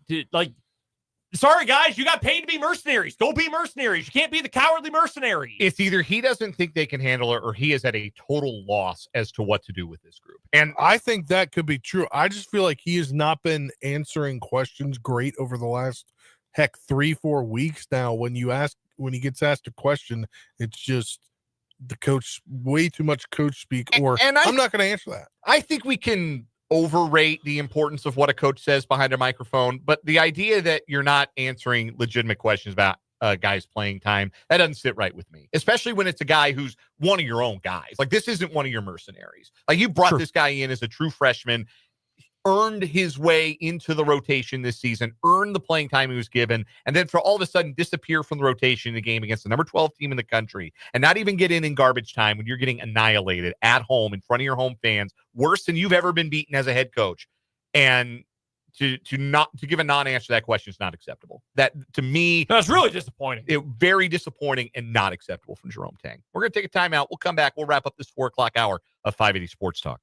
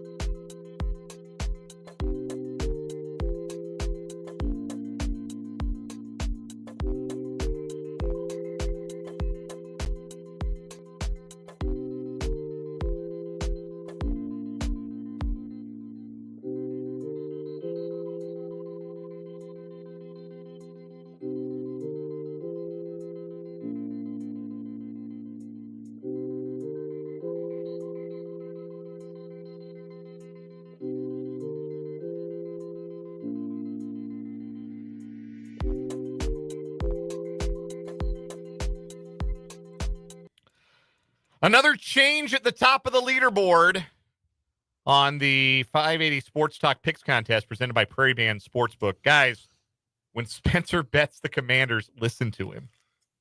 Take it to the bank, literally, or take it to the sportsbook. When it's not Commanders or Marshall, you got to fade Spencer. Yeah, this is very true. Remember we were on that hashtag fade Spencer there for a little bit? We were, and then you found your niche, which is the teams you watch more than any other team, which makes a lot of sense when you think about Makes it. sense. He needs Minnesota minus 2.5 tonight for a perfect week. Me and Brendan each go 1-2 in the picks. I can't believe the overhit in Chargers Texans. It was 6-0 with a minute left in the first half, and the overhit. Nauseating. I was really crushed about the over last night not hitting. I really wanted that one. We're coming up for one more hour. We got headlines. We got more football. We got your thoughts, your texts, your comments in the YouTube live chats. All to come on 580 Sports Talk.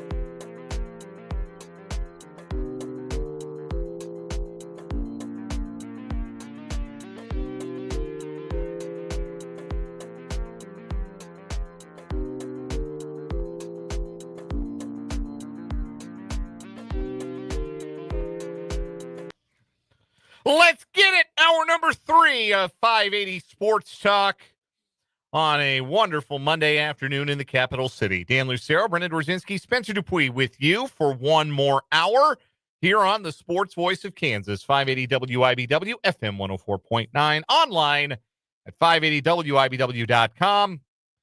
And in living color on our live video stream. Catch us on our YouTube channel, 580 Sports Talk. A welcome to those of you watching live and a welcome to those of you maybe catching up on the video feed over at 580 Sports Talk on YouTube and on Facebook at WIBW News.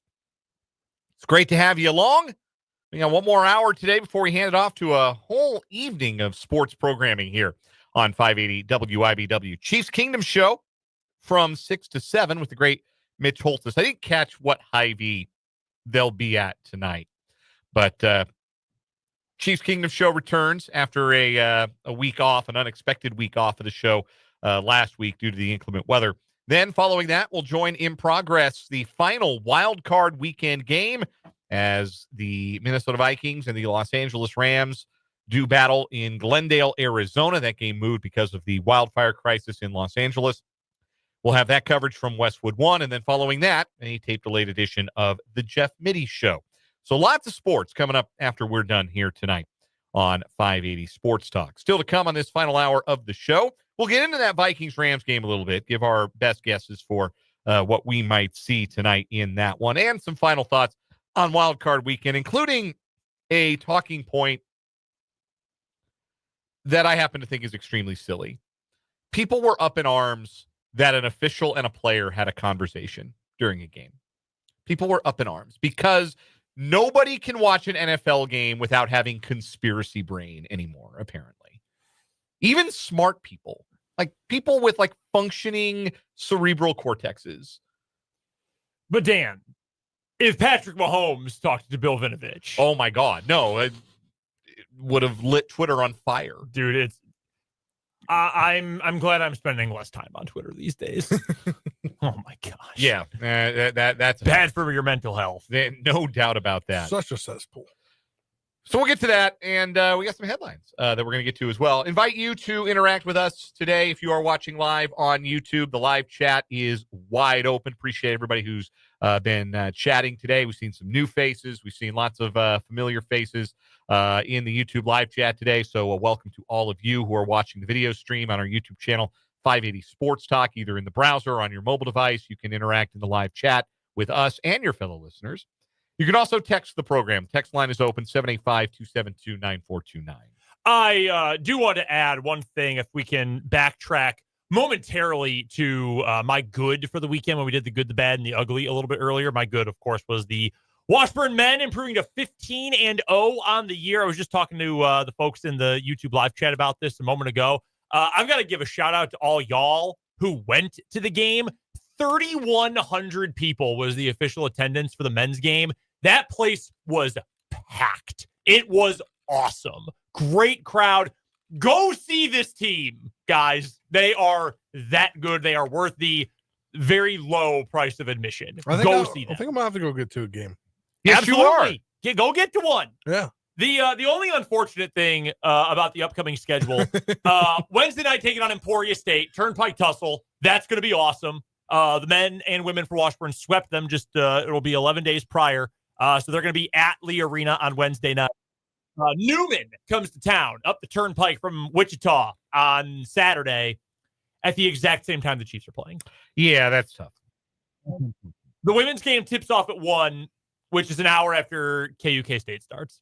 Right? That game tips at noon. Yes, that's noon tip, yep. And then the men tip at 3, which is half an hour before the Chiefs kick off, which is unfortunate. But it's going to be great. It's going to be fun. Both those games, all 4 games the next week. So come out to Lee Arena and have some fun because it has been a blast this year. Yeah, they're really good. And we've been telling you, and the people who vote in the top 25 Division II polls are telling you, and in all likelihood, Washburn is going to go to number 1 in the country when the polls are released tomorrow. We have a texter from 785 shouting out the chance that they go to number 1, which is very high. What are they, down to 2 unbeatens left in the whole country? There are 2 unbeatens. There were 5 entering last week, and we are down to just 2. Damon University in New York is the only other one. That's all I got for you. I don't know much about Damon University. I know that Pace lost their first game. Minot State got wrecked. They got housed by an OK Sioux Falls team, who, by the way, Washburn beat by 18 points. Yes. And also Nova Southeastern, the number one team in the nation, lost this past week. The Massey ratings are projecting Washburn to go something like 26-2 this season. Preposterous. It's nuts. like nobody does that in the MIAA. Like let's set realistic expectations here. The MIAA is a meat grinder. It's gonna hand you some tough road games, and the schedule is tough. Like there are no gimmies on Washburn's schedule, but they keep crossing them off. You keep setting them up, and Brett Ballard's boys keep knocking them down. Fort Hays State, good program. Bye. See ya. The preseason number one. Defending champs. Yeah. Second game of the year. Light work. See ya. The lightest work. They beat those boys by 20 at Municipal Auditorium. Yeah. Bye-bye. See ya. No thanks. Get out of here. Pitt State, pretty good. Good team for Jeff Boschke. It was a non-conference game. They'll play a conference game later on. Housed them. Double-digit win. They're 15-0 with 14 double-digit wins. 14 wins by 14 or more points. William Jewell only lost to Washburn by 8. William Jewell might be the second best team in the country. They really might. On available evidence, we have to accept that as a possibility. Yeah. Certainly. So absolutely great to see the local support, and I know that joint's going to be jumping Wednesday night for Emporia State, a way that maybe hasn't jumped for a few years, and looking forward to that. No doubt about it. Let's get into the 580 Sports Talk headlines, shall we? We'll start with happy news from a happy couple. Baby number 3 born to Patrick Mahomes and his wife Brittany over the weekend, as they made a official birth announcement on social media today. A little girl named Golden Ray. So yes, they have continued their theme: sterling, bronze, and now Golden Ray Mahomes, born on Sunday. And by all accounts, everything going well for the happy couple. Mahomes wasn't kidding when he said he wanted that bye week. Yeah. You got to time it out. It worked out perfect. Yeah, the great motivation. So anyway, that's obviously the news that even the non-sports people in your life may be asking you about. So there it is. I know my wife had asked me, hey, did they have a baby yet? And now I can say yes. Yes, they have. Golden Ray Mahomes. Well, congratulations. On Sunday. Congratulations to Patrick and Brittany. All right, let's get to the AP Top 25 polls for this week. We will start on the men's side, where the Kansas Jayhawks are back into the top 25 this week. The Jayhawks are up to number 9 in the poll. They spent, oh my gosh, guys, 1 week outside the top 10. Can you imagine such a thing? KU is back in at number 9, leaping up 2 spots this week after a pair of wins Wednesday and Saturday. Your new number 1. For the first time, I believe, in program history, they are the consensus number 1 team in the nation between the AP poll and the coaches poll. The 15-1 Auburn Tigers. They barely beat South Carolina 66-63 this weekend. They might have an issue on their hands, though, because their best player, and arguably the best player in the country, John I. Broom, is out for an undisclosed amount of time due to an ankle injury. Yeah, it didn't look good. MRI came back clean, but he's going to miss some time. They have a bunch of dudes. They got dudes who can shoot. They got dudes who can defend. They've got size. They've got athleticism. All good things. They're still going to be really good regardless. But anything that loses their best player, maybe the best player in all of college basketball, is going to take a step back. There's no Ewing theory here. That is going to be very difficult for Auburn to overcome. The other contender, by the way, is Cooper Flagg, who was unbelievable this weekend, by the way. I hadn't gotten to watch a lot of college basketball. This is about the time of year, right, where the sports calendar clears a bit. There's not as much college football. Mm-hmm. College basketball starts to come to the forefront a little bit with the start of conference play. All these Chiefs Super Bowl runs have really jacked up the college basketball schedule. No, it's true. It's true. I get into it way later in the year than I used to get before I was covering a modern NFL dynasty. But so I watched a ton of Duke. Like I watched him early in the year, like Feast Week. I watched him against KU. I watched him on Saturday, and that was I get it now moment with Cooper Flagg. And part of it was he shot the ball better than he shot it from 3-point. But yeah, 42 points. He cooked Notre Dame. Yep. Fried those boys. So yeah, that was super impressive. His Dukies are up to number 3 in the poll this week. Iowa State is up to number 2 in the nation. They welcome the Kansas Jayhawks Tech to had Ames. them beat. Yep, should have beaten them. Choked it away. Ames will be hosting Iowa State versus KU coming up on Wednesday night. Rest of your top 5, Alabama's up 1 spot to 4. Florida? Huh? They're number 5. They're up 3 spots. Todd Golden's boys are winning. Walter Clayton is awesome. Yeah, he's a stud. All those teams moved up this week because Tennessee, which had been number 1, dropped 5 spots. They are down to number 6 after they got wrecked in their game middle of the week. Rest of the top 10, Marquette is 7. They stand pat. In fact, Marquette is the only team in the top 22 to have not changed places this week. The only one. Kentucky is down 2 spots to number 8. Kansas, as I mentioned, number 9. Houston up 2 spots to number 10. Other Big 12 teams in the poll, correct me if I'm wrong, but Baylor is the only one That's right. slotting in at number 25 this week. West Virginia, if you extended the poll out, they would be 28th. Arizona would be 29th. And Texas Tech would be 31st receiving votes. Cincinnati is still receiving votes. How? Who is voting for Cincinnati? 0-4 in the league. And they look terrible, man. If Lukosius isn't getting a wide open look, he is useless now. He's shooting like 20% in conference play, and they don't have a whole lot of other guys. They have some individual pieces who I like Jizzle James is a fine player. Dan Skilling Jr. is a fine player. Bandego's pretty solid big man. But right now, pieces really aren't fitting together, and they're taking their lumps in conference play. Yeah, the people that said they were not real good going into conference play, they have been validated. I thought that they were, the Ken Pom numbers were kind, but no, they have started big time in conference play. There is a way to sort of abuse the numbers and, jazz the numbers in your favor, and it's winning by 20 plus, just blowing teams out, even if they're bad. That's kind of what Cincinnati did. I think the shine is off Wes Miller, by the way, in Cincinnati. I like Wes Miller. I do too. I really like Wes Miller, but I think Bearcats fans are kind of done with him. As for the AP women's top 25, UCLA, South Carolina, Notre Dame, USC, that remains your top 4 unchanged from a week ago. LSU and UConn are up to 5 and 6, 1 spot each. They have moved up. Texas dropped to number 7. Maryland 8, Ohio State 9, TCU up 1 spot to number 10. The reason I gave you the whole top 10 is because one team is conspicuously missing. That is Jeff Mitty's 17-1 Kansas State Wildcats. They housed BYU at the Marriott Center 92-65 this weekend, and they are still only 11th in the nation.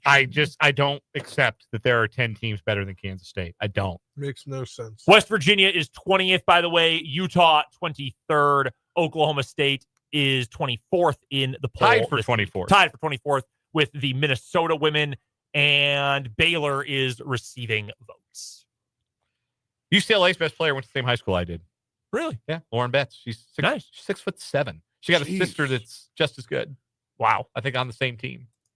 Wild. They're just as tall. I know that much. Yeah, that helps. Spencer, first headline. Yeah, we've got some coaching news. The first head coaching hire of the season, I believe. Mike Vrabel to New England. That's I think everybody expected that to happen. Yep.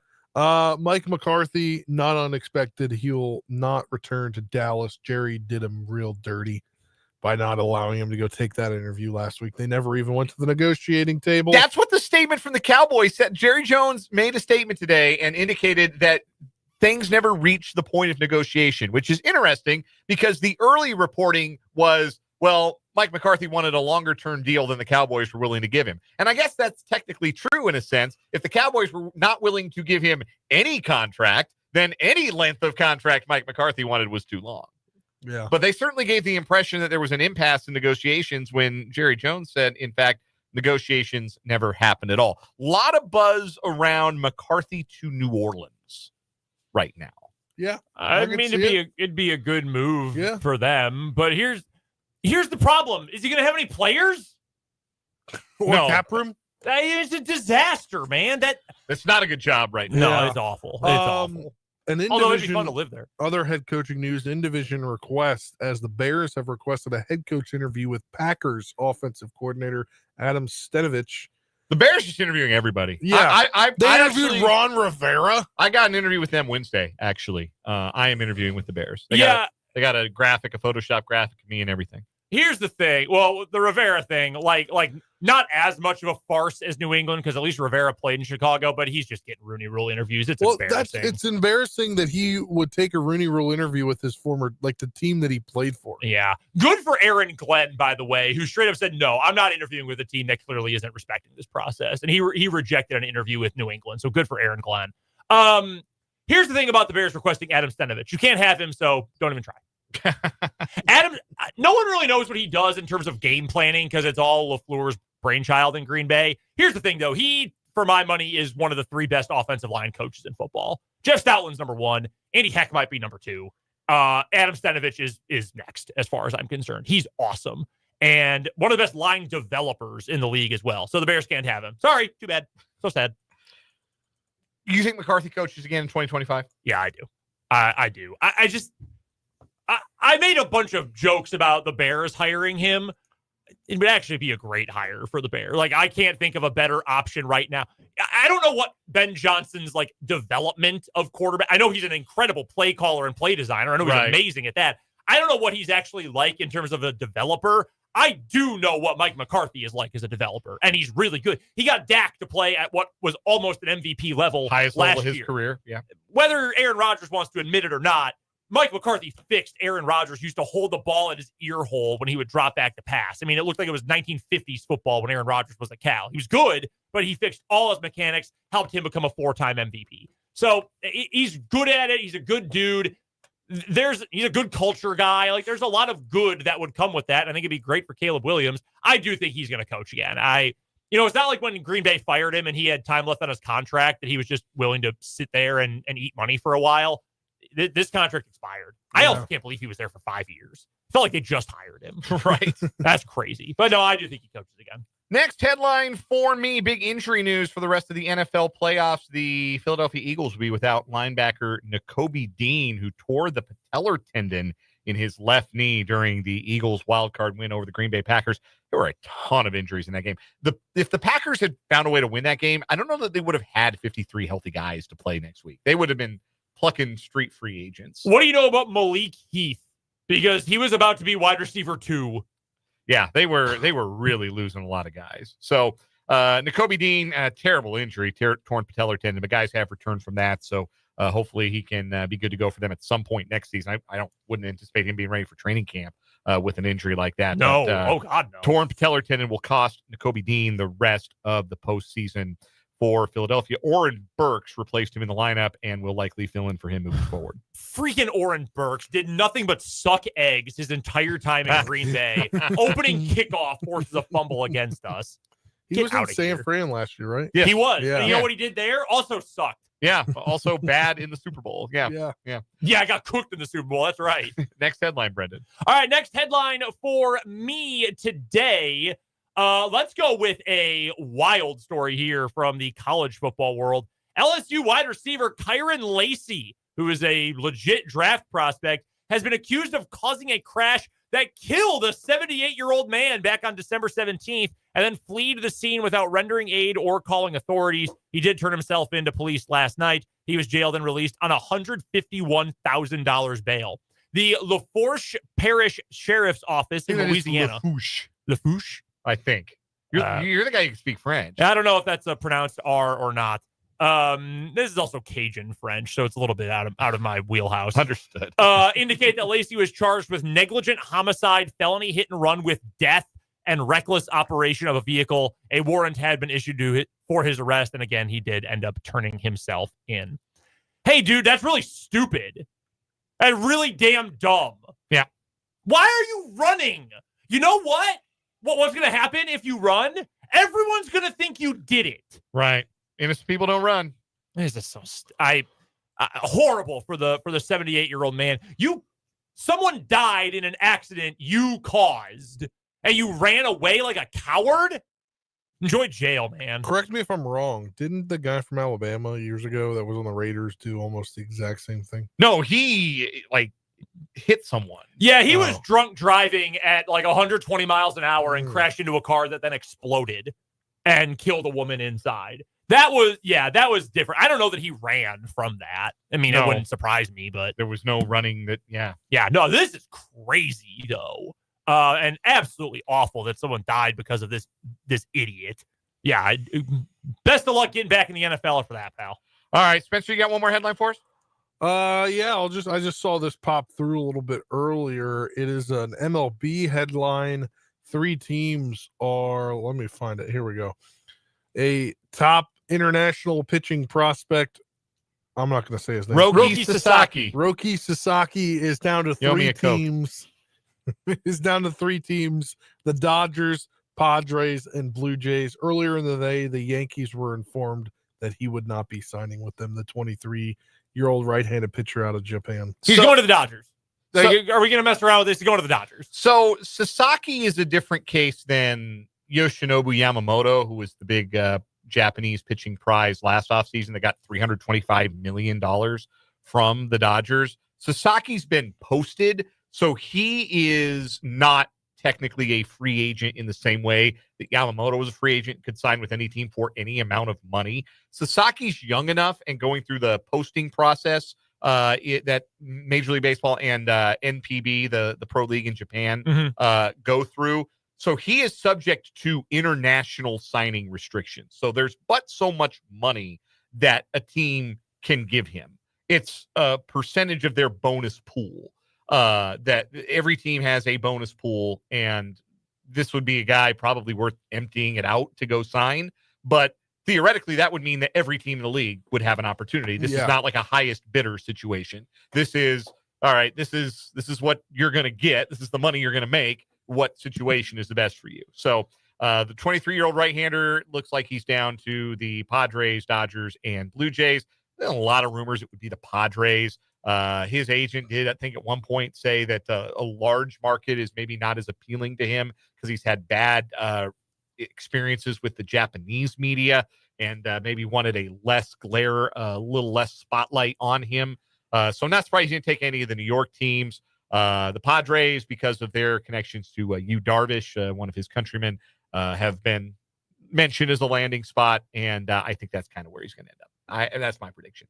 I was going to give one other quick headline, if I may jump in and jump the line real quick. Do it. KU football picked up a big transfer today. Yes, they did. From Texas. Defensive end Justice Finkley is the newest Jayhawk. He's a former 5-star prospect who just kind of fell out of the rotation for Texas because, as it turns out, Colin Simmons is a superstar and jumped him in the rotation. It happens sometimes. Really good prospect. He also had taken visits to West Virginia, Mississippi State. Other teams that reached out included Arizona, Minnesota, Nebraska, and Pitt. 6'2", 250. That is your new starting strong side defensive end.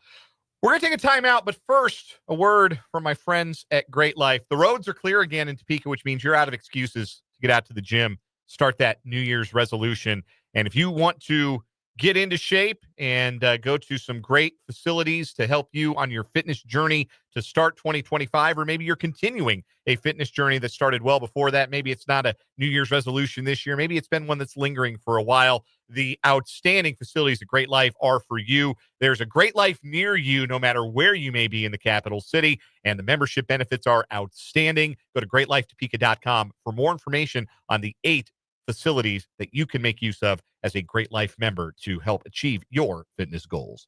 We'll take a timeout, come back, talk some more football after this.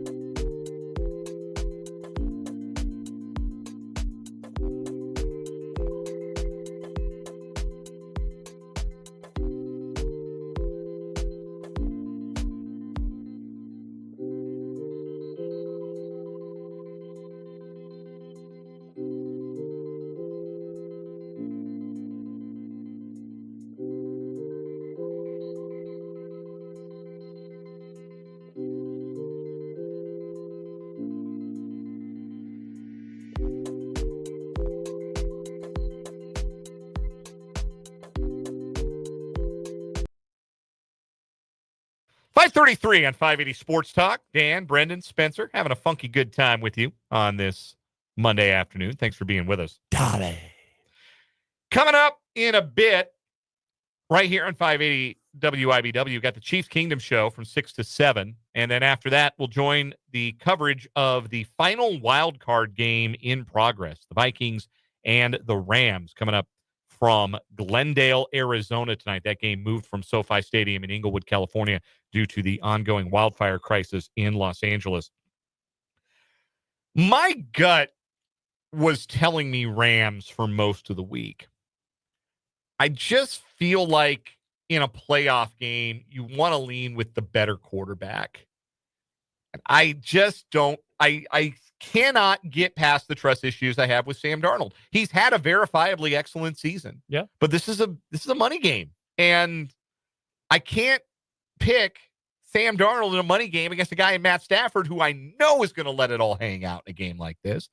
I expect we're going to see a lot of points in this game. I understand Matt Verderame's choice to pick the Vikings because the one elite unit in this game is the Viking defense. Mm-hmm. But I think if anybody can dice it up, it's Stafford. I'm leaning Rams here. I'm leaning with the dogs in a home and away from home situation.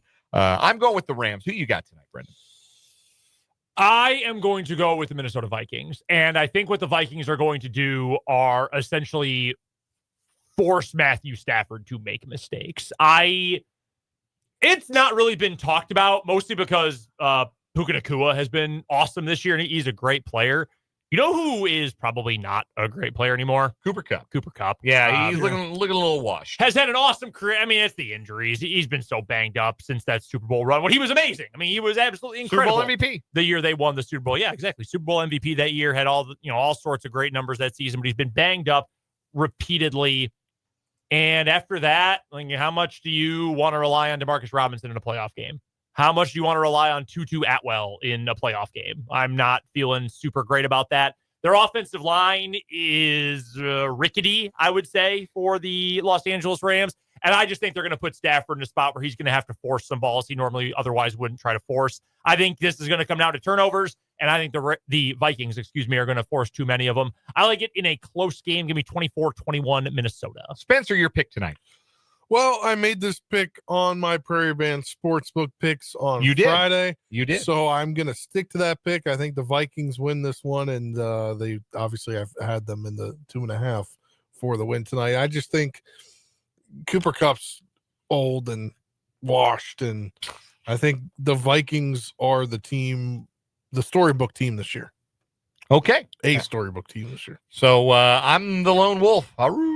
I'm taking the Rams tonight. Remember when we used to force Marco to do that? Yeah, I do remember forcing Marco to do that. It's a good bit. They do it on the NFL Network pregame. Yeah, they do the lone wolf, and they really commit to it. They put on a mask and everything. Like, they go whole hog. I kind of gave you a sad woo there. I didn't really put my foot in that. I apologize. You deserve better. Anyway, let's take a quick time out here on 580 Sports Talk. We got some final thoughts on the NFL's wild card weekend after this.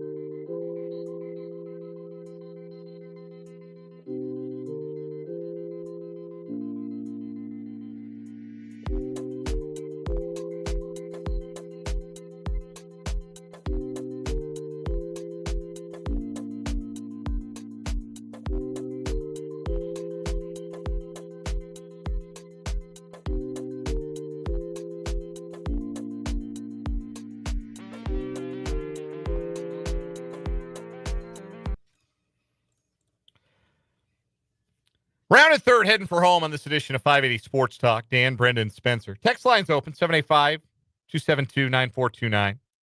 So get into the YouTube live chat if you're watching on 580 Sports Talk. Mark B says, don't see either the Rams or Vikings beating either the Lions or the Eagles. It'd be the Eagles for whoever wins tonight.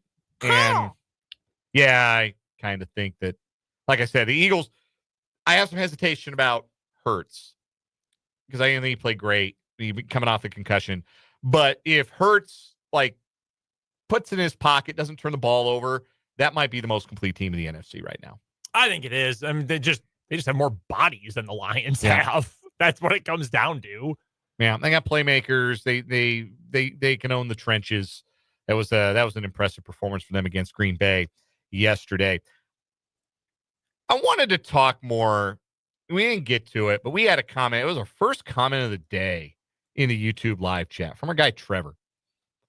And he asked the question. Listen, I hate the refs are rigging the game's narrative as much as anyone, but what the heck was that between Bill Vinovich and Josh Allen yesterday? So in case you missed it, and God bless you if you missed it, really, honestly. Or if you saw it like me and were like, okay, yeah. And then you didn't realize it was a big deal until you saw social media or you heard about it from a buddy in a group chat. The Bills had to settle for a field goal on, I think it was the opening possession of the third quarter. They're up 10-7. They're lucky to be up 10-7. Frankly, the first half of that game was a stalemate. Denver should have gone in tied. Will Lutz doinked a very makeable field goal at the end of the first half. And the Bills got the ball to start the second half. They drove down the field. They had a third and goal or third and something near the end zone. And Patrick Surtain, who, by the way, that's your defensive player of the year, Bronco fans? You sure? He was invisible in that game. When the only times he was visible was in bad ways. It was not a good game for a great player, Patrick Surtain. I'm being mean, but he's a great player. He didn't play a very good game. And he got away with a hold, a pretty blatant one in the back of the end zone on Dalton Kincaid, a throw that Josh Allen was about to make, and he couldn't make it because, again, guy got held. Did he hold Kincaid or was it Knox? It was one of the tight ends. Don't remember the details. They don't call the holding, drive stalls, Bills got to kick a field goal. And then coming out of the timeout, if you're watching the game on CBS, they got footage of the head official, Bill Vinovich, going to the sideline, to the bench, to have a word with Josh Allen. And Allen, after the game, said, yeah, he told me not to yell at the refs, or something to that effect. More likely, it was Vinovich explaining why there wasn't a flag, or why that call happened to be missed. And my initial reaction to that was, so what? I don't have a problem with that in the least. I think it's good if officials and players can interact. And if there's a missed call, that the officiating crew can say, hey, yeah, we kicked it. We got it wrong. We were emphasizing this part of the play. And honestly, even if it was that, yeah, he told me not to yell at the refs, honestly, I would rather that happen too than throwing a nonsense flag for mean words. The only reason people get in their feelings about something like this is because you've been conditioned to believe that something is wrong, that something is amiss, that something is afoot when it comes to how the NFL officiates games. And it's not true. There's no conspiracy. If they miss a call, it's because they missed a call. It's because it's a hard job, and some of these guys aren't great at it because it's not a full-time gig. Somehow. By the same token, NBA officials are full-time. Yeah. You watch a lot of NBA games. They're not very good either. No, they're not. Major League Baseball umpires are full-time, and I think half of them stink. CB Buckner, I'll see you in hell. So I had no problem with that whatsoever. I think it's productive for players and officials to be able to have a running dialogue. And if that's what that was, then that's fine. If that was Bill Vinovich saying, hey, yeah, we got that call wrong, I don't have a problem with him saying, hey, yeah, we got that call wrong. I have no problem with that. No, I agree. So we see it all the time. It happens in other sports all the time that you have that dialogue. And usually it's coaches that get that. Hey, yeah, that's what I was going to point out. Yeah. Usually if they'll go to the coach and say, hey, yeah, we're sorry. We missed that one. If Bill Vinovich wanted to go to Josh Allen, who was probably very demonstrative about the call, and say, hey, get off our case. We missed it. Our bad. That's just like me doing something wrong and you coming up to me and telling me this is what happened. You need to do this better or something. Right. Yeah. I had no problem with it. I don't think there's nothing nefarious. Take off the tinfoil hat. Watch the games, guys. Please. I'm begging you. You'll enjoy them so much more. Christopher in the YouTube comment says, Vinovich in a red striped uniform with a KC Arrowhead on it is the main meme. And since a meme, it's true. It's a meme, it's true. We all know he's in love with the Chiefs. So, I used to love watching games along with having, some social media open. And I did yesterday too. But it's just so... The prevalence of people who have some sort of platform who are egging you on to believe that everything is rigged or fixed, it's more comforting than there's no way you like football. That's what it comes down to. There's no way you actually like football. Believing that it's rigged or fixed is easier to swallow than the concept of a thing that you have made that your entire identity, your favorite football team, not being as good as another football team. That's what it is. That's where you're at. If that's how you watch games with the conspiracy brain, is you cannot stomach the fact that this thing that is your identity, or so much of your identity is tied up in, is inferior, is in fact inferior, or is not in fact infallible, and you can't stomach it. You can't deal with reality. I think that in order to legally be allowed to gamble, you should have to place a bet on a game under surveillance, and then they should. I'm pretty anti-big government. I'm pretty anti-police state. But given how some of y'all can't behave, you should have to place a bet and then be watched by some sort of government agent. And depending on how you react, you can either continue to be allowed or not. Also, it's already starting for this week. There was a tweet about 4 hours ago pointing out that the Chiefs have never lost a game that Clay Martin officiated, and he's the head official of the Chiefs and the Texans. Patrick Mahomes has a career record of 104-26. It's just not worth interacting with people who talk like 6-0 when they don't if they don't lose very often. Yeah. Can we talk about another thing that kind of popped up during this wild card round, and I keep seeing it more often? And now apparently this book has sold a lot of copies on Amazon today. The Inner Excellence by Jim Murphy, that was being read by AJ Brown on the sidelines. AJ Brown get a little reading in. Yeah, so he wasn't really playing yesterday. He had one catch for 10 yards, and the cameras panned to AJ Brown on the sideline in Philly versus Green Bay, reading this self-help encouragement book. And it sold over 500,000 copies today. It's now moved up from 523,497th place to first on the Amazon best-selling list. That's right. Thank you for the no better advertising than free advertising. Right? And AJ Brown started the game like, "Hey, look, I like to read. It helps me. Like I felt like it helped me center myself." Apparently, he's done this all season long. Yeah, and they just interesting. The cameras panned to the sideline and saw someone behaving in a way that most of the public doesn't care about, except on a big stage. They're going to pull me off the big screen with a big shepherd's crook for acknowledging that, but that's fine. All right. Yeah, it is goofy. Last thing. Good for him, though. Good to be well read. Yeah. Let's do some fill in the blanks here with two quarterbacks that did very different things to their reputations with the way that they performed this weekend. And we'll start with the negative real quick. We talked about this at the top of the show with Justin Herbert and how poorly he played in the Chargers' loss to the Texans. Where do you put him top blank in the AFC? Among starting quarterbacks in the AFC, where do you put him? And look, that's a tough list to crack. Like, you're not getting top one, not for a very long time. Not as long as number 15 in red is still out there. No, I mean, you're beginning at 5. Yes. Yeah. That's the best you can get for anybody because, 1 through 4 spoken for the foreseeable future. I'd still probably put Herbert 5. I'm not really sure.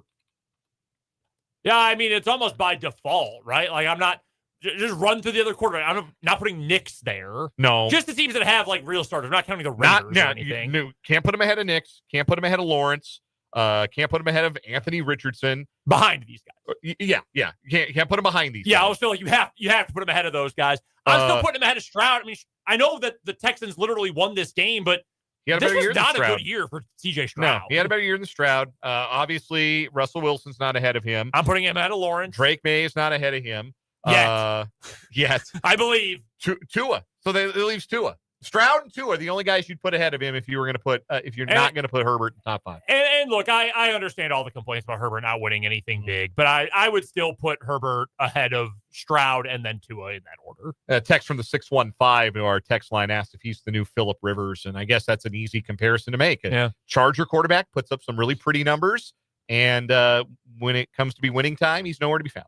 The difference is it's much more aesthetically pleasing to watch Herbert. Yes, I feel like he doesn't shot put the ball. Doesn't look like his arm's going to fall off anytime he tries to. No, I mean, there's no excuse for this game this weekend. Throw the ball. It was All terrible. Right. So then the flip side of that, Jaden Daniels.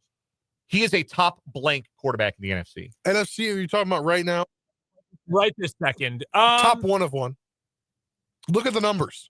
Look at the numbers. If you look at the numbers on ESPN when it comes to QBR, PPA, EPA, he's in a category that includes Burrow, Jackson, Allen, and Mahomes. Yeah, I mean, I knew he'd jump off the porch with that, but I'm ready to do it too. Like, I mean, yeah, right now, like if we're talking, okay, you've got 5 years of career, who are you picking? I wouldn't take Jaden Daniels, but like I don't know. I don't think Stafford is playing at that level right now. I don't think that. I don't think Baker is. I certainly don't think Jalen Hurts is. Yeah, Baker's not. Baker threw 18 passes last night. That's insane. And what, 9 of them to Mike Evans? Yeah. And I can't put Jared Goff ahead of him either. Because here's the thing: who are you more afraid of? Daniels. Who do you go into a game in the NFC and say this guy might beat us by himself? Who are the guys in the NFC you say that about? He might be the one. The one who can do it right. You know, the funny thing is the second guy I would put would probably be my team's quarterback. But the problem is you also run into games like yesterday where he has 0 TDs, 3 picks. You think, oh, man, he could beat us by himself. And if you're a Packer fan, you also think, oh, man, he could beat us. Yeah, I mean, he's high variance. He could get us beat. The peaks are awesome, but there's high variance. No, I mean, Daniels right now, you're right. I mean, other than the AFC guys, he's definitely the most like, oh, shoot. He's one of them ones. He made it very plain last night. I had to back myself up with like actual numbers. So I looked. No, I respect it. I respect it. Yeah. We take a timeout. Come back with the final word next.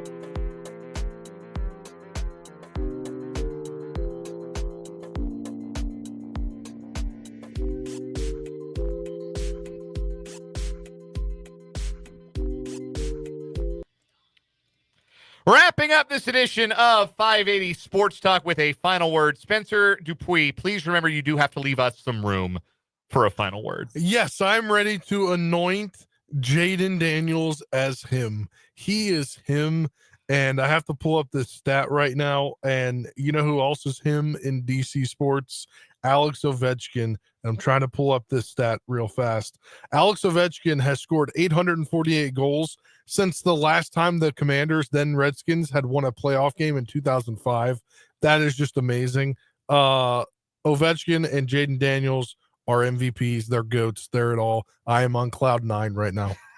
Brendan Dworzinski. I'm very happy for you. Yeah, my final word for today, pretty quickly, it's just that I understand the KU game was ugly on Saturday, but it was still a game in which you held a Big 12 opponent at their place to 40 points and won by 14. I am not going to complain about that. I don't care if KU wins every game like that, because if they win every game the rest of the way, you know what that means? A national championship. They've gotten the rotation figured out. I like to see it. Shaq Moore might be the missing piece. Final word for me, it was already pretty important for the Chiefs to come up with a solution that they felt comfortable with and that Patrick Mahomes felt comfortable with on their offensive line going into the postseason. Well, now they really better be sure they're right about left tackle going up against an outstanding edge rush duo. Will Anderson Jr. and Jonathan Greenard wrecked the game for the Texans against the Chargers on Saturday. Chiefs cannot allow that to happen this coming Saturday. I also, though, think that the way the Texans did it is not necessarily repeatable against a line like Kansas City's, which is so good on the interior. A lot of stunts, a lot of pass rush games picking on the Chargers interior. Yeah, you're not doing that against Tooney, Creed, and Trey up front for the Chiefs. So I don't necessarily think that's all that repeatable. That's going to do it for 580 Sports Talk today. We'll have 3 more hours of Sports Talk coming your way tomorrow. Until then, enjoy Chiefs Kingdom tonight, followed by the playoff game between the Vikings and the Rams. For Brendan Dworzinski and Spencer Dupuis, I'm Dan Lucero. This was 580 Sports Talk. Good night.